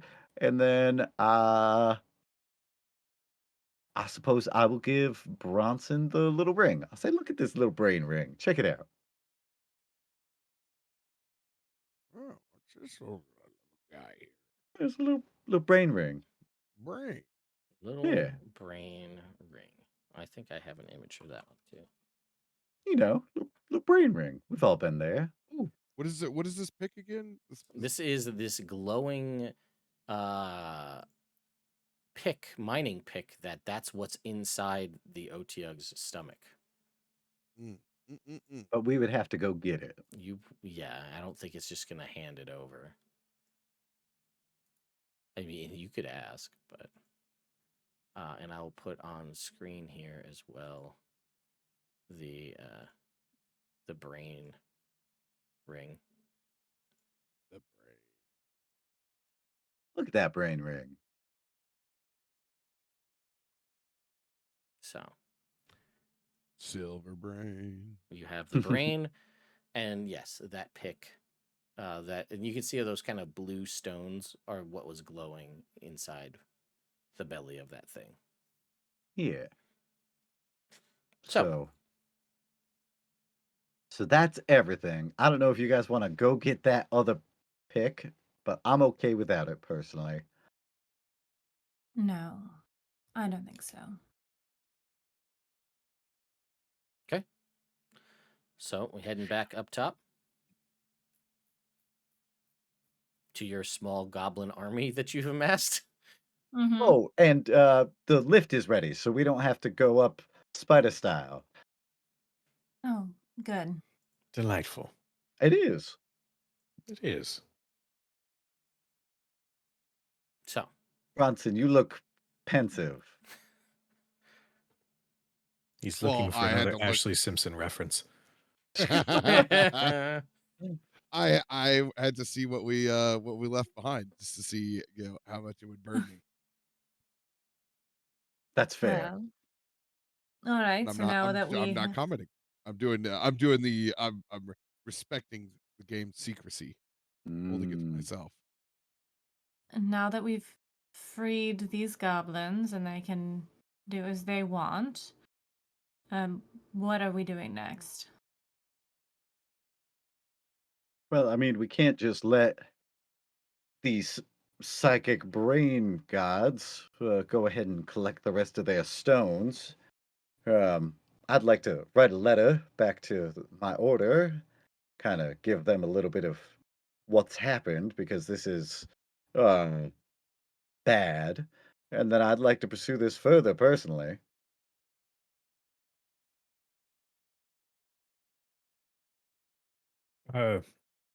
Yes, absolutely.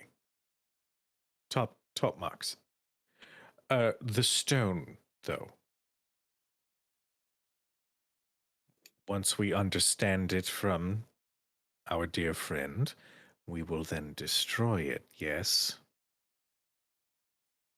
Yeah, I don't see any. I mean, unless there is a very specific and good reason to not destroy it, my vote is for destroy it. Wonderful. Delightful. Are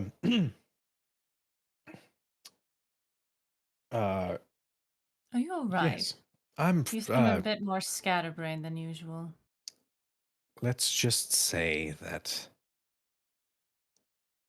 I saw some things in that combat that I would very much love to never see again. Ever. Yeah, that guy Do we did need to have a explode. group discussion or? Merely that if we encounter any of my old friends, don't hesitate. Wonderful. And he's looking right at Bishop as he says that. Well, the only one I know is in jail, so that's good. Right. Oh. It's fine. I'll be fine. No, I just had a thought.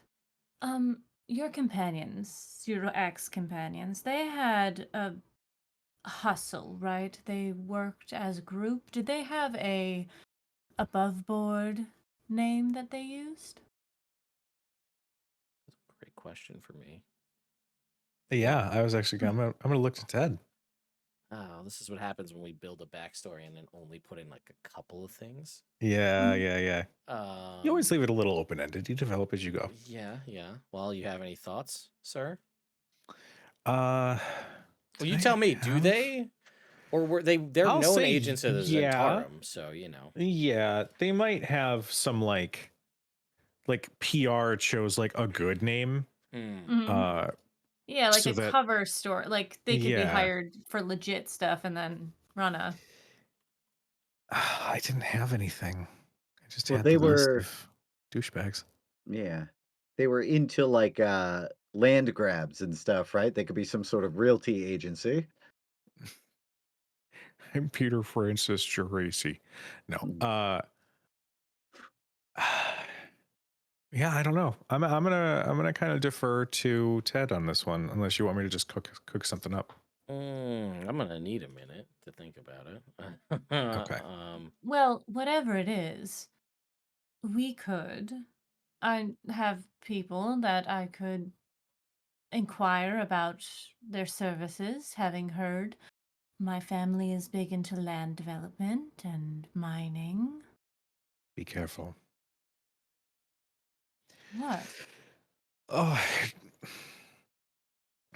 it's not that I don't appreciate the suggestion. I just know that the moment any business is done, their claws dig deep.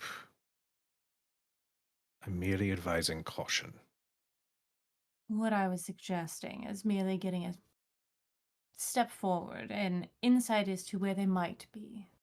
Not to strike a deal with them, but the siblings, the brothers, deal in questionable trades. They might be persuaded into reaching out, making an inquiry. It's not a bad idea.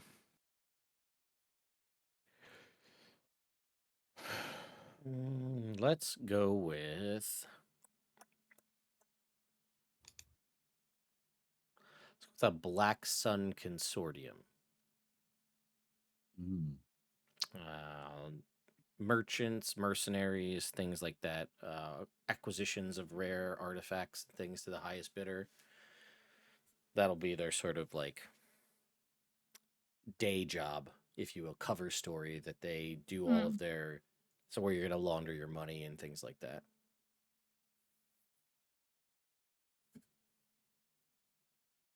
I'll share that with the group. I'll write that down. An option, if we wanted to further that quest. It's always an option, but I don't want that to take away from a potentially world-ending psionic god that's trying to bring about some sort of catastrophe. Yeah. Yes, there was that statue of the patron deity of the Illithid Empire. Does that patron deity have a name that I might know? I did tell you, but I'll tell you again. Thank you. Ilsensine. It's ILSENSINE.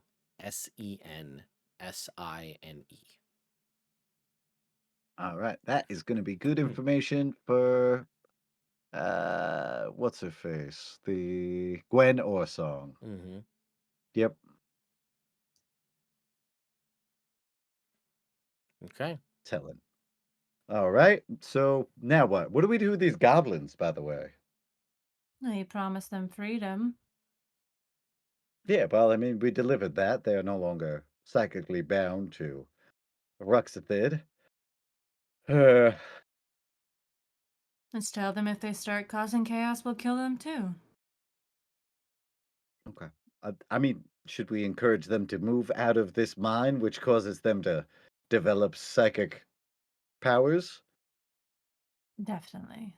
Okay. Matter of fact, I Should believe probably they deserve their own menagerie. Okay. Now, let's say, how do we establish such a space for these guys? Is that our problem? Well, No, I believe that they should, for the pain and suffering that they've caused, they should run a community garden. Dedicate it to Shantae. Have them grow a bountiful feast. Give them purpose, glorious purpose. Bad idea. If they truly mean to change, that is. goblins be farming. Nothing wrong with that. Gable, I know your taste buds are just coming back, but you give an individual their first taste of a fresh BLT with tomatoes off the vine, you can change anyone. Fine, I have no use for these anyways. Soot gives a pouch of pumpkin seeds. Oh yes, Ooh. the pumpkin seed pouch. Are these heritage seeds? Are these Heirloom So pumpkins? these, I don't know. this particular one, is powder, I believe, if I recall. This is the trinket, right? Yeah.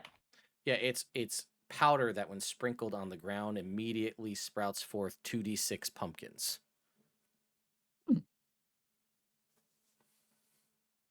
You should eat one. I mean, technically, it won't get sprinkled on the ground until it comes out, so I think it'll be okay. Auto fertilize. There you go. Anyway, Now Good that needs it, Lord! but Well, I will test this out when we get back, okay. and I'm going to look at everybody else. We should celebrate, and after all, I do owe Bishop some of these s'mores I've been talking about. What if we carve some pumpkins? Get ourselves in the spirit, after all. The leaves are changing. I'm getting fired up for the fall festivals. Shantae never does it better. All right, sounds good. So I guess we leave the goblins with pumpkin seeds, and we say, "Hey, move out of the cave. It's bad for you." And then, You know, I keep the magical turning things because they're not real seeds. Bishop, let me handle this over here. This is my organizing community gardens is my thing. Okay, let's see. All right, listen up, shitheads. We're gonna start growing some crops around here. Gonna start pulling your weight, but I'm telling you what, you're gonna enjoy it. An honest day's work. Life's a garden. dig it. You in the back. So when you say this to the goblins, they're like, we don't particularly love this place. Can we just come back with you guys? Absolutely.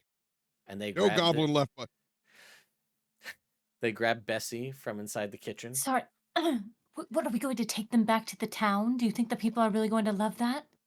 After our first little adventure with goblins, we're savoring every last one of these motherfuckers. That's fine, but we don't need to take them back to the civilization that they just plundered. Time to rebuild.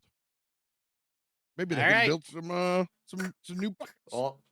All the goblins all form up in a big march, all 25, 30 of these goblins and Bessie.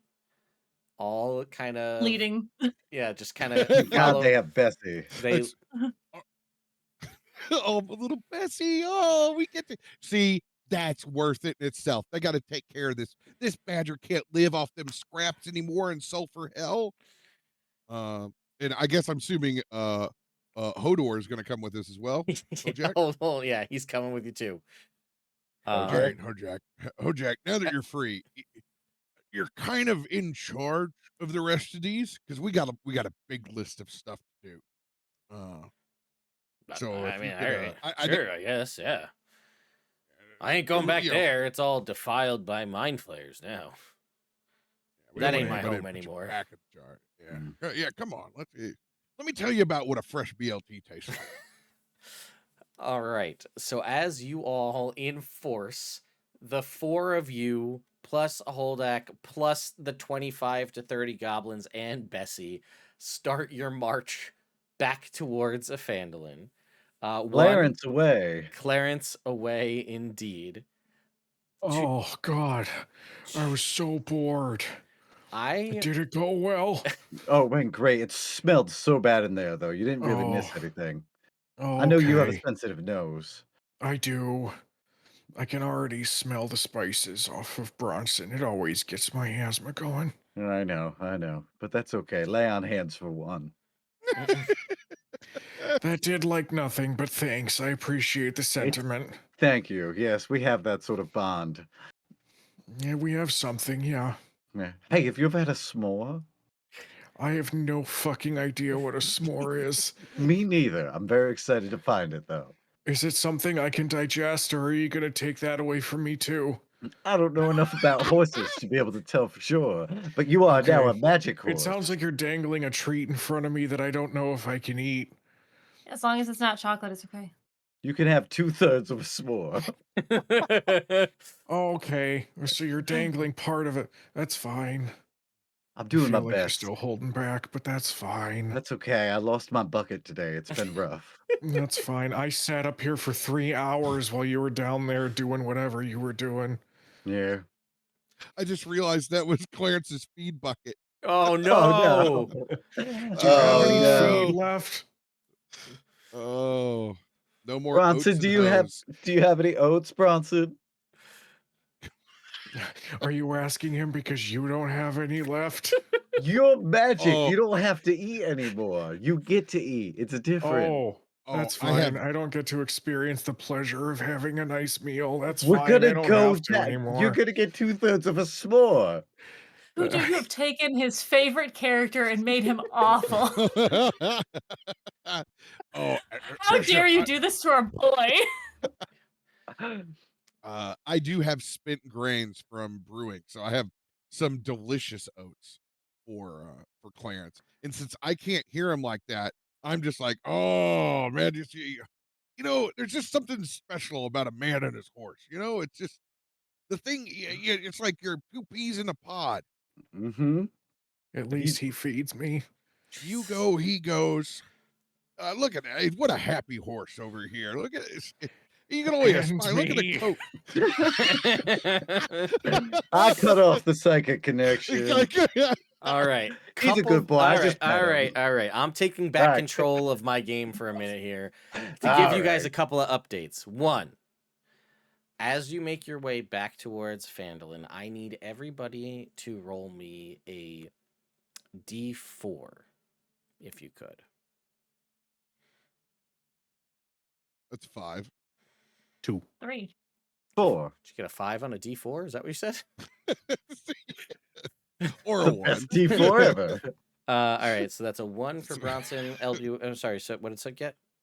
3, 4, we all 2. got Oh, wow. Okay, great. each. We get the whole Wow. gamut. I like this. Neat. Okay, so you're making your way back into town, and couple of things are going to happen. So as you're kind of just walking along, you feel a little slightly changed having left that cave. Bronson, as you're kind of doing like a stretch, getting ready, it's bizarre, but your right elbow just on a pivot all the way around 360 degrees, your arm just goes all the way around. And then it's back to normal, but that was weird. That's never happened before. You could do a perfect circle. Yeah, you can draw a perfect circle. Who got the 2? Oh, I. Circle. Yeah. So you you got this itch on your right shoulder there, Gable. And as you itch, it's actually kind of that you feel like a bump, and it actually hurts as you're scratching at it. Is that a zit? What is this? Do you attempt to kind of shark off the shoulder? Yeah. All right, there is an eyeball growing out of your shoulder. What is it? I can't see. Oh, See, we have eyes on and it. it's blinking. You. And it looks in the hair. Amidst the hair. Like if you like when like a tick on like a cat or a dog and you spread the hair. It's like that, but there's an eyeball underneath it.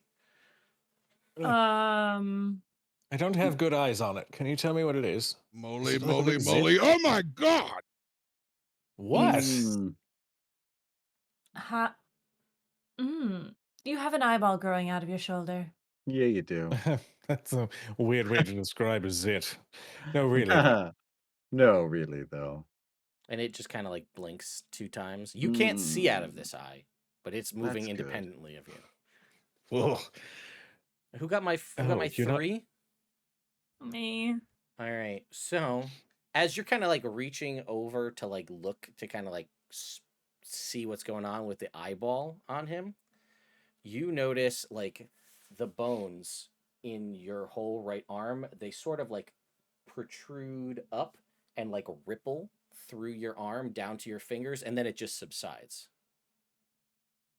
And that's weird because you can control and She alter. shifts her arm. Yeah, and it goes to your new whatever the new form you shifted to, and then you watch like when you're just like you stop looking at it, like you're not paying attention. You watch these bony protrusions ripple underneath your arm. Oh, I hate that. And then like it's not always that arm. Sometimes you'll see it like out of like under your face, little bits. Any bones occasionally will have weird protrusions. And Jake. Oh, Jake. Hi. Oh, me. You grow a porn stash. No. Well, if only. You are. Go ahead and roll me a percentile, if you would, Jake. Sure. Do I want high or low? Just have fun with it. All right, 54. 54. Okay. Oh man, I must have been in a Power Ranger mood when I made this one up. Okay. You feel like as you're walking, you like feel like your right leg is a little it feels like you're like sometimes when you step on like tape or something, your foot feels like it's dragging something feels off. Mm-hmm. Well, you look down and there is something next to your leg. It's like a large metallic like belt buckle, but it's not. You're not stepping on it. There's no belt that's wrapped around your foot. And when you realize that sprouting out of the bottom of your pant leg and above your boot line is a little tentacle that is apparently wrapped around and grabbed this thing. And it's just pulling it along. And when you reach down and pick up the belt buckle, the tentacle goes right back inside you. Inside me from where in me? It goes back up under the pant leg, and then you don't feel it anymore. I take my pants off. Whoa. All right, you do, and you don't see anything. But you do have a belt buckle with a socket to hold a single decorative coin. You have 3 of them, and they all have dinosaurs on them. Oh, neat. Well, that's something. Really? That's what the trinket is, man. I don't know what you want from me. I love it. It is a Triceratops, pterodactyl, and a Tyrannosaurus Rex. These 3 coins.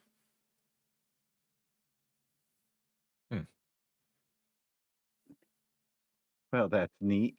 You put your pants back on? my belt fell off. The buckle, you can see it here. Yeah, no, I suppose if I can't see where the tentacle came from, I will put my pants back on. You put your pants back on, and as you're just like getting started, you see like out of the corner of your eye, the little tentacle come back out of your leg and kind of do like a little wave and then slither back inside. I hate that. Slither where? You don't know, my friend. You don't know. I know I don't know. That's the problem. And as if that Same wasn't place babies come from, behind the knee. if that wasn't change enough for all of you. Additionally, we have one more change. And that is level 7. That's right. Yes. Let us go. So yes, you all hit level up to level 7. I think we need to take a break. My changing is wrong. Can you see this? Is changeling contagious? Yeah, you guys do see it. You'll see like when she points it out and when she's about to like put her arm, like it's not happening because you're trying to get it to happen, but then you'll see like the almost like wave like ripple of the bones protruding out of her arm and like, you know, and then stops. Guys, I think I melted my elbow.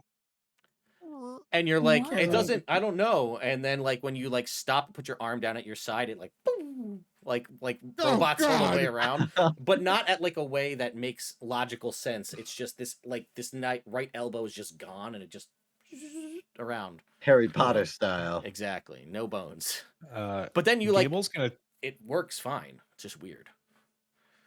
Gable's gonna take one of his daggers out and just, where is it? I can't.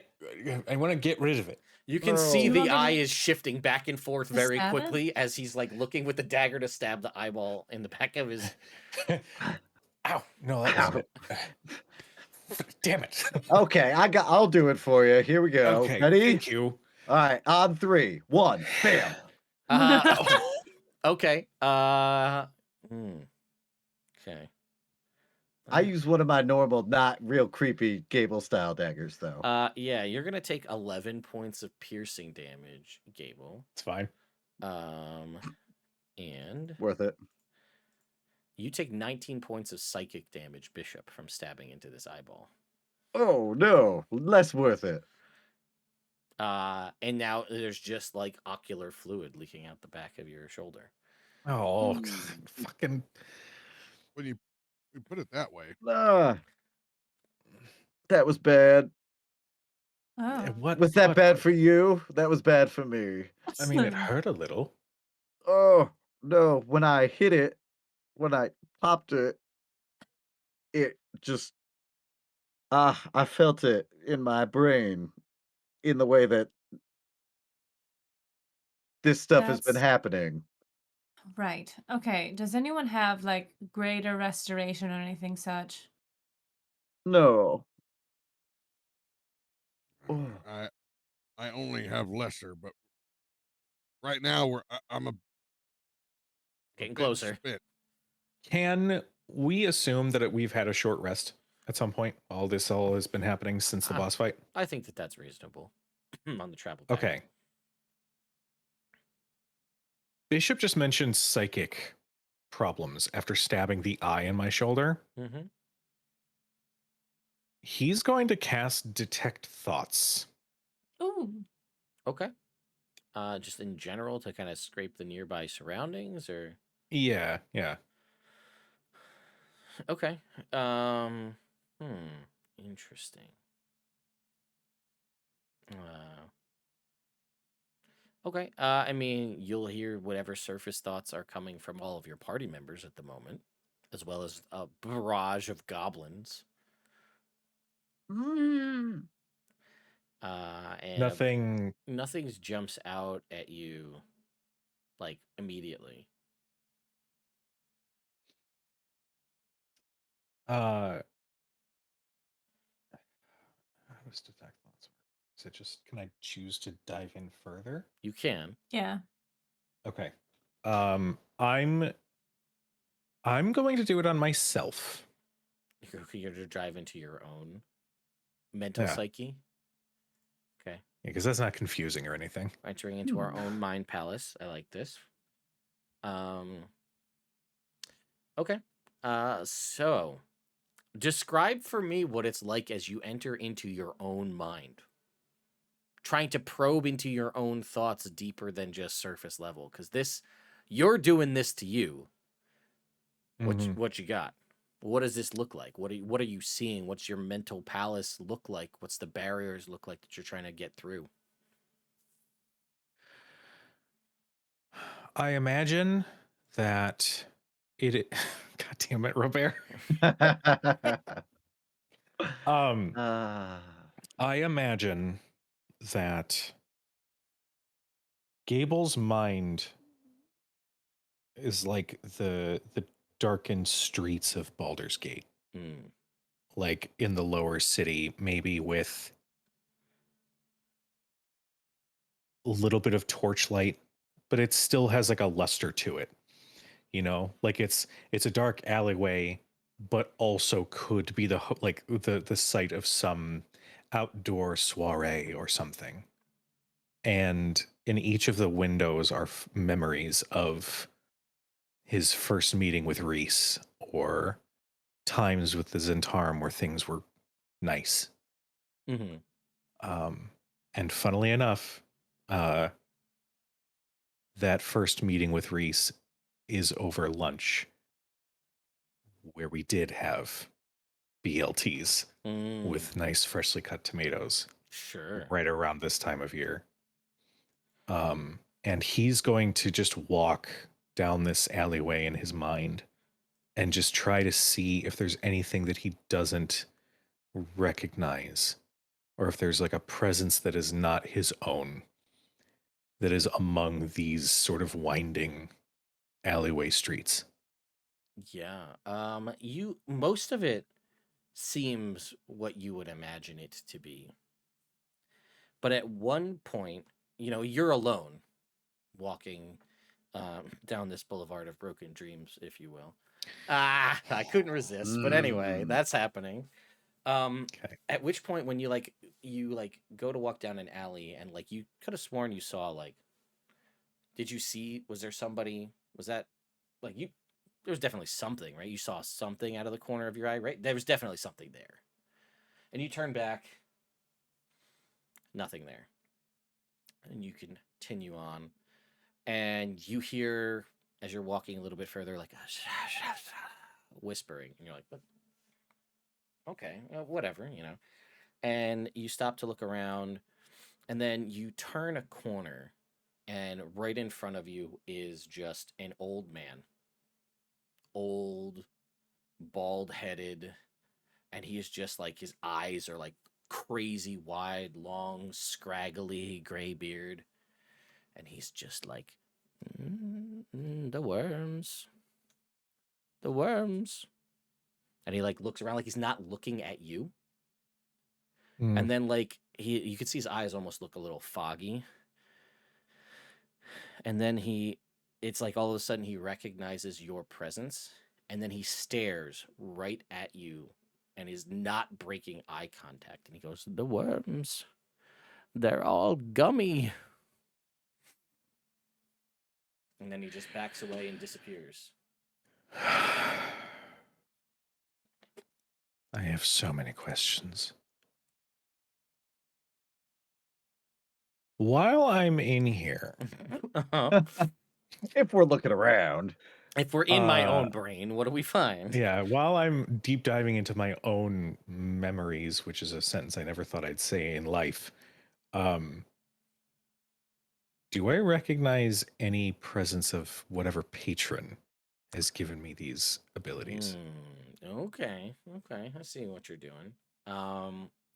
Two-pronged reason to come in here. Sure, if I'm being honest. Yeah, that's fine.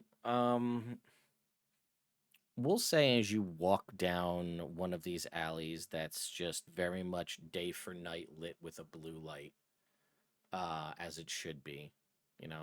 You don't know what a car is. There's some old beat up broken car here, but it's there because it fits the scene, and there's garbage cans and whatnot, and you're walking down.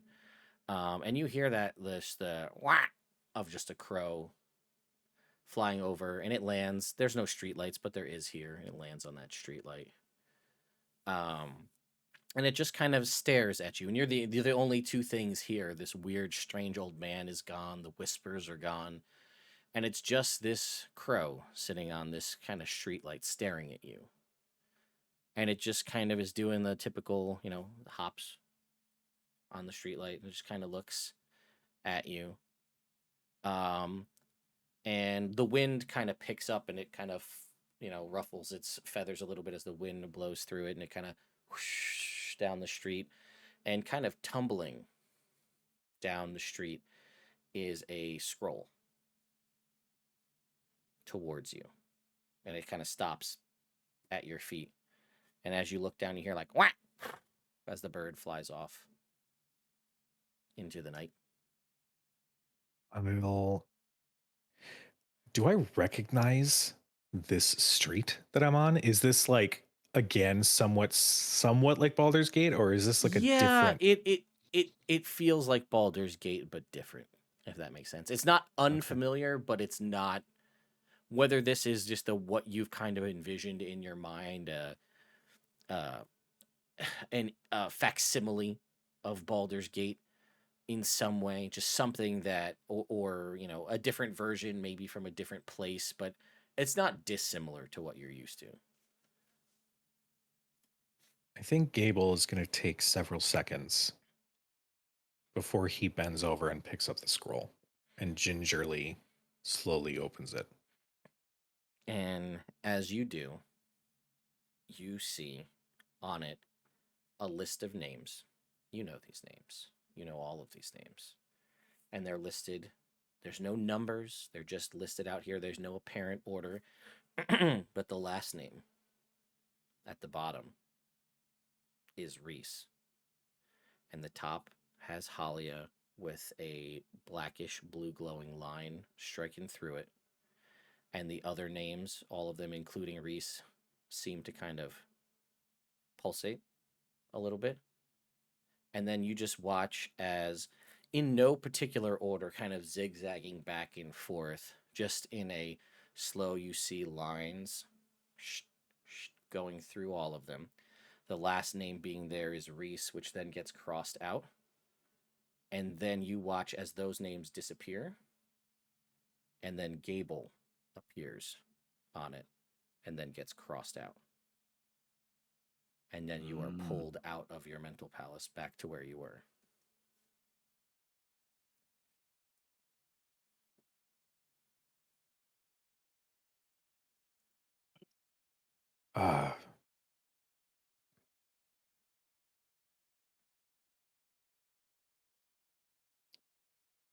He is white as a sheet. And it's like there's a dawning realization in his eyes, but he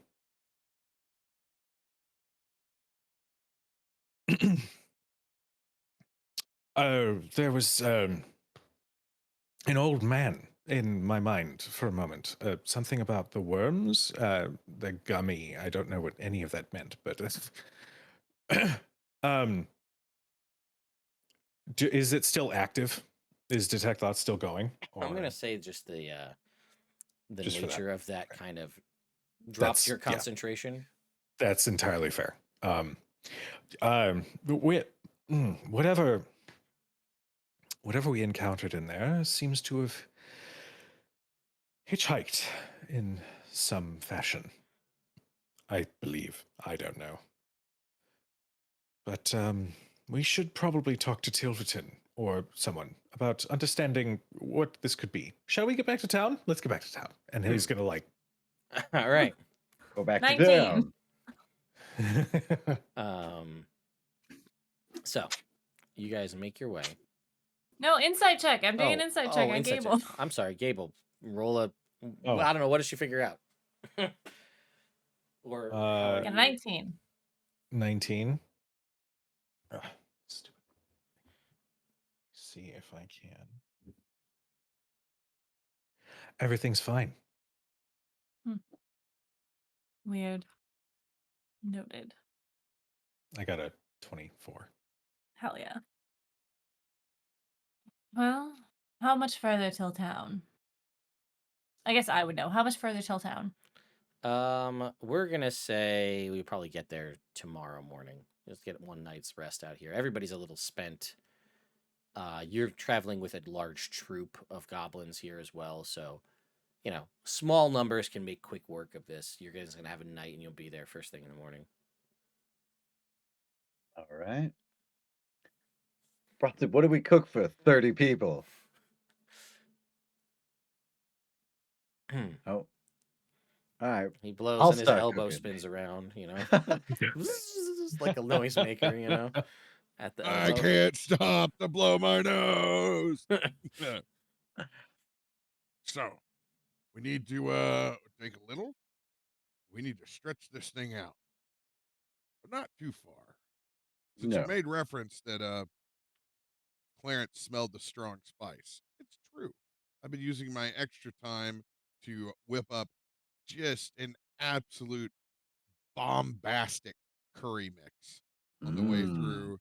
So we're going to do the fattest of Dutch ovens with just a basic tiki masala, like we're just gonna get our rice, our curry, and our stewed chickens, and we're gonna strip all the pieces out of them. Just gonna make this savory, rib sticking, delicious curry for everyone. I'll make extra rice in the other Dutch ovens, meticulously checking because Bronson knows it's all about the long grain on on the curry. So he's got his giant bag of royal. Yeah, man. All right. There's going to be nothing but curry farts at the campsite. Goblin curry farts. Oh my. Yeah, unfortunately, that's what it's going to be like here in the woods as you all are able to eat and get a long rest. I don't know if anything's going to happen on this particular evening. You guys let me know. Happy. Gable really rocks that mask that he wears, like all throughout the night. Okay. Anybody else? Red Soot's going to be out during her watch. Okay. But obviously, after some time, Soot had come out. Regular Soot had come out. Not asking many questions. I'm going to read Pickles a bedtime story. Nice. Thank you. Look at that. Acknowledgement of Pickles. We love it. 100%. It's going to be where the wild things are. Oh. But on Soot's watch, Red Soot's watch, she is going to attempt to find I. Oh, okay. Gotcha. We're looking for the closet, I believe it was. Mm-hmm. Sure. We'll say you can find it. I don't think we. Well, no, I don't think we. Did we ever fully. I don't think we fully established a true bond, but we'll say that it's still around. Mm-hmm. So you're able Him to and find Flicks are hanging out. Mm-hmm. Little one. Doing closet things. I don't think they can talk, but I forget. Anyway, yes, it's present and it's definitely. It's a familiar, I guess, potentially. I don't know. Continue. What did you want to say to it? Have you any friends on the other side? Anyone that I could call on if needed? Well, he can speak, so yeah. And it'll just be like, yeah, I has friends, many friends. Where are you from, specifically? Well, the abyss. There are so many layers. I'm not Yes. good with numbers. That's all right. Have you been lingering long, or do you come and go? Is bound to Glassstaff for a time, and I's been around for long before that, but maybe not, but maybe something else, and now I's not sure. My question was, have you been around us for long, or have you gone back? Yeah, I comes and goes. Have you learned anything fun? I just observing, nothing. What means what interesting? What do you are bound more to you than anyone? Yes. That one. And she points to Gable. What do you get off of him? What sort of feelings or Dead. sense? Death. decay? Just dead. Just death. Undeath, maybe. Do you know of any beings from where you're from that would do something like that to a living creature? No. They smell different. No. I see. Well, that's good. We can cross one off at least. Mm. Much more fire. How are you at stealing? I can turn invisible. That's good. And useful. Yes. Well, if you have nothing else to report to me, I suppose that's all I need from you. All right. You watch as it'll just turn back invisible. Very like 1990s Mortal Kombat reptile invisible. Active camouflage, Predator style. Yeah. Redsit will write in her book for a bit and then wake up the next person on watch, whoever that is. Whoever it wants to be. I don't know if anybody has any specific interactions they'd like to do. Otherwise, we'll just jump forward to the morning. I can't think of anything. Okay. I am worried about my tentacle, though. Yeah, is it like is like worms come out at night? Do I notice anything more while I'm awake about everyone's weird stuff? Not more than you've Ooh. already kind of noticed. Do I have identify? Please tell me I have identify. Probably not. It's typically a wizard situation. Or Wizard, Could I make an Arcana check on Bishop's pants? Because he mentioned something about them. Soot. Oh. And yeah. Has not mentioned what's going on with them, but it was something you can that make it pinged in Redsoot's mind. I wrote it down like Redsoot will remember this. Go ahead and make an Arcana check on Bishop's pants. Weird things to say out loud. That's a 23. Okay, and you're just trying to learn the arcane nature of his pants? Yeah. Yeah, in a weird way, with a lot of these weird minor magical things that seem to just be suffuse in this world that show up at random intervals with no seemingly random means of why or when or how. We'll say that you can tell that there is definitely some sort of magic. These are definitely a minor form of magical pants. Redsoot is going to wake Bishop up for his watch. Okay. Oh, look at there you go. Good evening. Hello. How are you? Feeling fine. Did you sleep well? Yeah. Well, I mean, I hate getting up in the middle, but what are you gonna do? That's how watches go. Anything to report?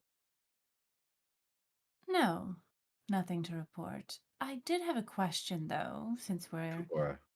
have a moment. Mm-hmm. You mentioned something about your trousers. Oh, yeah.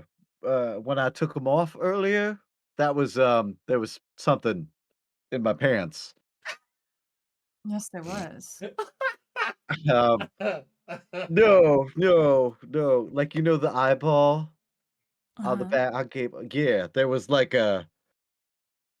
something growing out of the bottom of my pant leg, and it grabbed a belt buckle and was holding it, and so I took my pants off to see it, but it disappeared, and I'm worried that it's part of my body. In a The tentacle. Yeah, yeah, blushing horribly. Well, yeah, I mean, but Yeah, I couldn't find where where where it was from. Mm-hmm. No, well, that is good to know and fascinating. I meant before. You mentioned something about properties that your pants had. Oh, yeah, no. These were a gift from your butler, what's his name? Stanley? Hmm. Something like that. And he said that they would give me a more even playing ground, and they get warm when people lie. They do. They do. Good to know. Mm-hmm.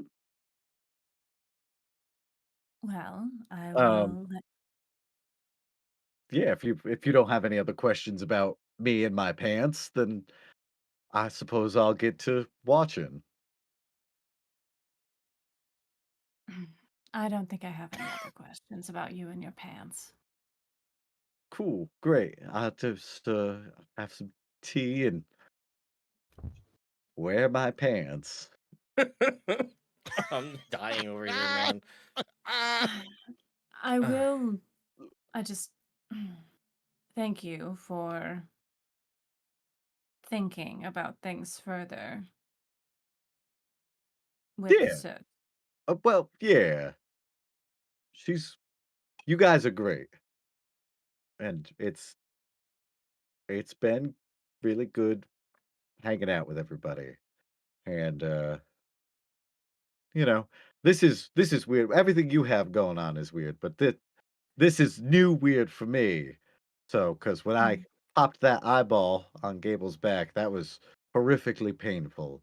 So, Mm-hmm. I hope it doesn't grow back. While this is Right. happening, you feel a slight tugging at your right pant leg, and you see that your tentacle that grows out of your leg had reached out, and it has somewhere, you didn't even know there was one nearby, has like plucked a sunflower, and it's like reeling itself back in, holding a little sunflower. And it's kind of like Ah, trying to gesture up to hand it to you, but it can't because it's like stuck down there by your ankle. fuck. Sure.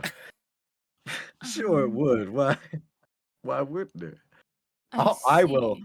I'll make serious eye contact with Red Soot, and then I'll like look down at my right leg, And then you and I'll you be see like, this little fleshy tentacle that's wrapped around a sunflower. Oh, it's fleshy. That makes it. I Why does that don't. make it Uh-huh. worse? Ugh. What else would it be, What else I would don't guys? it know. be? In the documentaries, they're always like blue and like. It's fine. Documentaries, she says. Fleshy tentacle. Those are words that we just said tonight.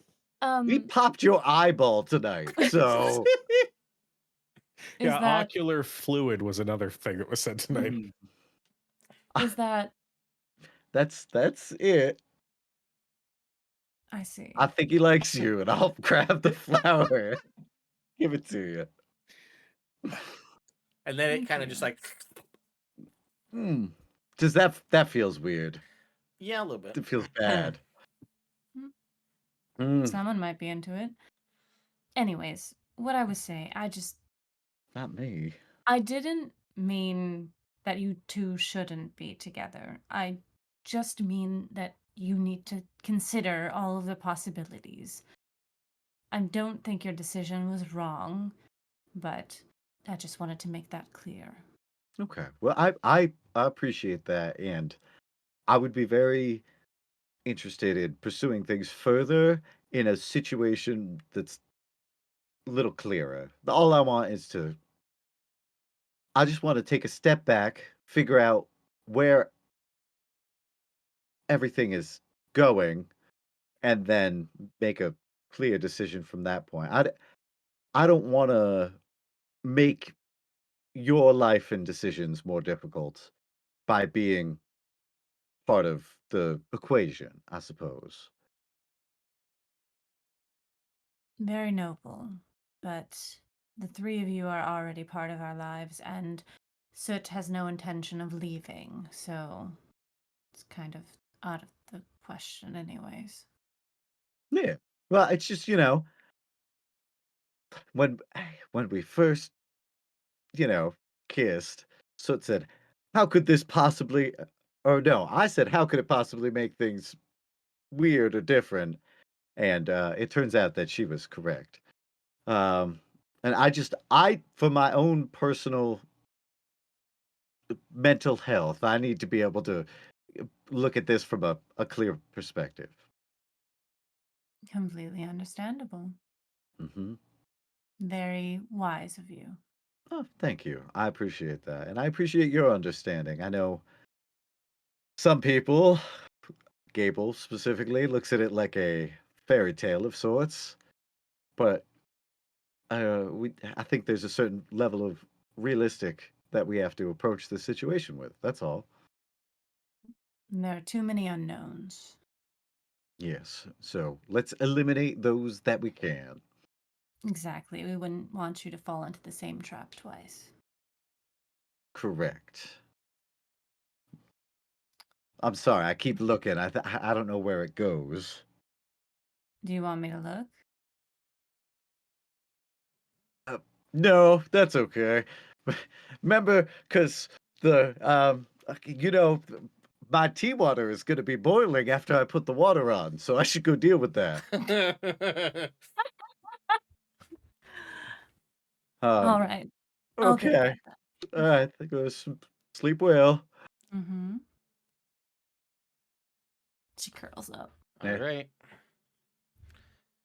So I want to give you a little chat because I see there's a lot of questions. I just want to give you all a peek behind the curtain. At the start of this adventure, part of it is you ask the players, "Hey, are you cool with weird potential transformations as part of the course of this?" And what the party doesn't realize is more than half of the book that doesn't come into play. It's just business as usual. And then things start to pick up. And you start making rolls on tables at certain points to see what happens. And I had everybody roll. There were 4 options. They rolled one of each. And I want you to know what it says. So it says the character sprouts a tentacle that occasionally picks up tiny objects. Now, this could have been out of the middle of your face, but I chose to not do that. And I also chose to make it go away at times. Mm-hmm. Just like with Gable's eyeball, it could have been a mouth that he didn't have control over that could just start talking at random points. But I chose not Feed me, to. Seymour. I just chose not to do that one because I'm taking it was all agreed upon, and we're taking a little bit of agency away in some aspects. But I'm not going to be like, sure would be good if we were all quiet in this stealth thing and be like, "Yo, Gable, what's up, man? Why are you being so quiet?" Like, I don't need that mouth that's just yelling at you at the side of your face, or the second mouth over here on your cheek or under your chin or wherever we're gonna put it. I give you an eyeball on your shoulder because Army of Darkness. That's fair. But like that's the options that it gives you to choose from. So it is I or one or more eyes or mouths that you don't have control over. So, we could have given you a third eye in the middle of your forehead, and it's like, well, that's kind of hard to hide. Kind of cool though. Kind of cool, but yeah. Bleh. In a good way. When I say bleh, no, I'm just for a little bit of clarity for both the players, because they didn't really know when this was coming, or maybe forgot that I even asked that question 20 something episodes ago. But anyway, Ted, if you want to put a tentacle in my ass, I'm here for it. Okay? I know, buddy. I know. I do appreciate the willingness there. Consent is important. So, but yes, a body part temporarily moves or turns 360 degrees. Right now, it's the right elbow. We might get your lower half just doing a spin. Oh. Where you G.I. Joe action figure wise, where your lower half goes the other way around. Functionally, I can put things together easier. Like, I'm just self-tightener. Yeah, exactly. So anyway, the party gets a long rest. Yay! Woohoo! Wake up in the morning Need as that. as we arrive towards Phandelver, where I will leave you some text, and then we will bring it to a close for this evening. So, you arrive in Phandelver with an army of goblins in tow. The people of Phandelver, was this weeks ago, probably would have questioned you showing up with a goblin army. But at this point, they really just are like, oh, whatever, here they go again. More goblins this time. One time it was one goblin. Sometimes they show up. Who knows, right? They build a stable. They're throwing money around like it's nothing. Just whatever. They're better for the town overall. They help protect it. We'll give them a pass on this one. We'll see, though. It's like a probationary period of the goblin army you've brought with you. However, as you guys are kind of making your way into town, there's definitely a buzz about the town. People like, they see you're bringing back some of the people that were missing, and people are all excited to see some people return, and then there's obviously some people are questioning where everyone else is. But Gwen Orsong comes up and kind of ushers the party to the Stonehill Inn and gets food and drinks for everybody and sits you down at the table and says, all right, what did you find? I know you found something. Zorzula's rest was probably rife with artifacts and whatever things. What did you see? Show me everything. Whatever. Tell me all the things you got. Oh, hell yeah. All right. I would love to go through literally everything that we found. I want to go through Ruxithid, the mention of the Illithid statue that we found that was all messed up with the name Il Sensine.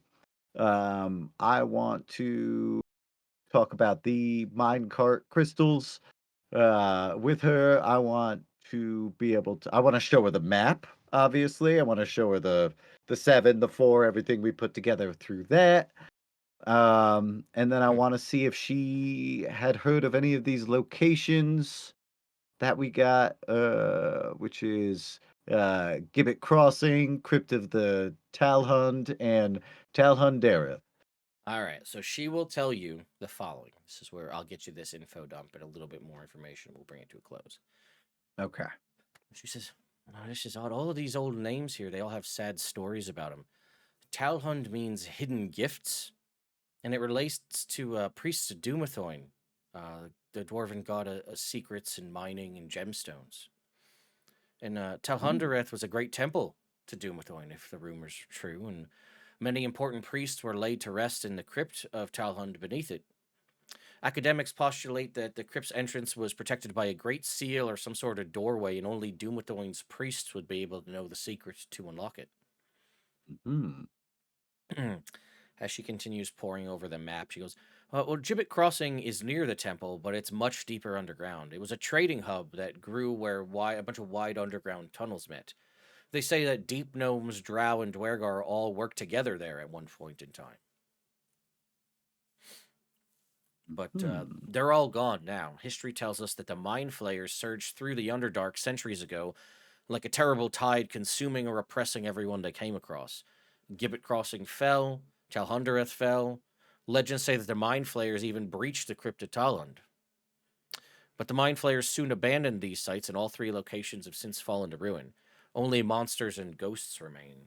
Sometimes followers of Dumathoin will try to go and reclaim any kind of forgotten treasures or purify any of the despoiled sites, but none of them have ever returned. Damn. And additionally, you will hear that there are some additional people have gone, the full list of additional people that have gone missing from the town, which is Thonia Brown, who's a human florist, wife of Shansa. Shansa, who's an elf farmer, is the wife of Thonia Brown. Ada Camber, a human carpenter and sister of Cathlet Camber. Cathlet Camber, who's a mason, sister of Ada. and the fiance of Oscar Ninebow. Boy, they got everybody's all connected here. Who is a human Sawyer, who is the fiance of Cathlet Camber. He's also missing. Nalpina Goldstone, I'll give you this whole list, by the way, which is a traveling dwarf inventor. Okay. Mildra Merkel, the orc farmer we mentioned earlier, she's also missing. Havnar and Menvin Tartesh, who are both clerks, I guess, from somewhere. Unmiel, an elf laborer whose fiance is looking for him. And Ramble, a gnome Wainwright, whose capybara Mount Violet is also missing. Oh, no. Must get Violet. Ted, I'm telling you right now, that capybara cannot die. I don't care if everyone else is dead. That capybara is fine. That is my. I'm setting a limit. I'm setting a boundary. Okay, we're putting in it. It has to play with Bessie. Okay. All right. Oh my God. So that is the setup here. But there are other things that can be done in the town before we set off in various ideas. For example, let me see if this is all of them. Yeah. Okay. You know what? I'm just going to save these 2 things in town, these 3 things in town for next time because they're wonky and there's some fantastic art to go along with some of these. Nice. Like Daisy, the cow. And we'll save Daisy for next week or for 2 weeks from now, I guess. Yes. Because LB, you're not going to be here next week, right? No. All right. So LB is out next week. And then we've got, so we're going to do something fun for next week. And then the following week we have the 6th, and then we'll be off on the 13th because I'll be out, but we'll be back to do some fun stuff next week. Stuff then. We're going to be doing some Monster of the Week while you're gone. Fair. Yes, you guys do have quite the task ahead of you. But more importantly, in the meantime, you're starting to get your goblins established here. All of them, or not all of them, but a large portion of them all have still present mental psionic capabilities.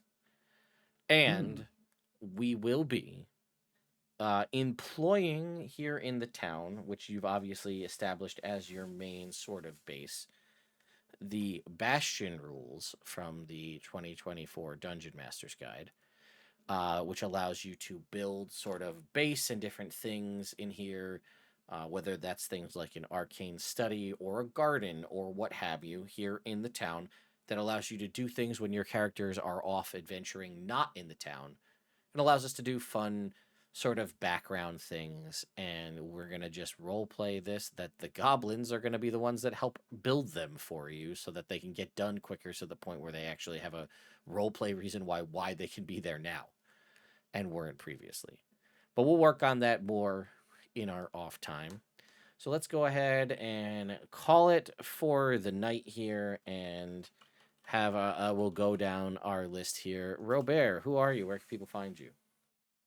Hey, I'm Bronson Barley. You can find Captain Robert over at Blue Sky, CaptainRobert.com, as he lords off of all the other noobs who are rolling into the platform that don't have their website as their username yet.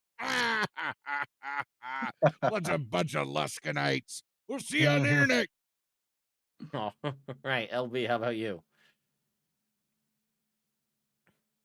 Hello, everybody. I'm LB Hackemup. You can find me at LB Hackemup on the Instagrams and Blue Skies. I'm on Blue Sky as well. Follow me there. I'm also at Hack Recklessly on Twitch and YouTube and Spotify if you want to catch some stuff. Our Monster of the Week game in a couple weeks will be on Hack Recklessly. We are starting this week on Friday, Silent Hill 2 that has come out. I've never played it before. I can't wait to see Pyramid Daddy. I'll tell you that right now. But we'll be playing on Friday. I'm going to be dressing up as Carrie, so I'm so excited to do all the blood stuff again. But yeah, that's me. All right, Jake. Hey, Internet, you can catch Jake, his podcast, Legends Rerolled, where we replay through classic stories. Season 2 is Alice in Wonderland Reimagined, and we are joined this season by Theodore here as Corvus, an adorable little mind-attacking Broodkin fellow. All right, and last but not least, Cujo. Hello, everyone. I am Cujo of Cujo Plays Games and Crit Hit Chronicles. You can find me all over social media as both of those names. That means Blue Sky, Threads, Instagram. Right now, every Thursday, we have our Tales of the Valiant campaign featuring our beloved LB. Thanks to Kobold Press for sponsoring that campaign. And starting next Friday, is going to be our new campaign, Shadows over Baldur's Gate, a post Baldur's Gate 3 campaign where we explore what the world of Faerun is like after the conclusion of that video game. So keep an eye on the socials for further announcements, and come and hang out tomorrow because we've got some crazy lore drops and maybe a super secret special guest that's going to come and join the party for a little bit tomorrow. See, I feel like when you say maybe, you mean that you're going to, but that's fair. Yeah, I mean, maybe. Fair. All right, and I'm Ted. I'm the person who's been apparently adding weird eldritch attachments to our party this evening. And yeah, I do. You did. I did. It's true.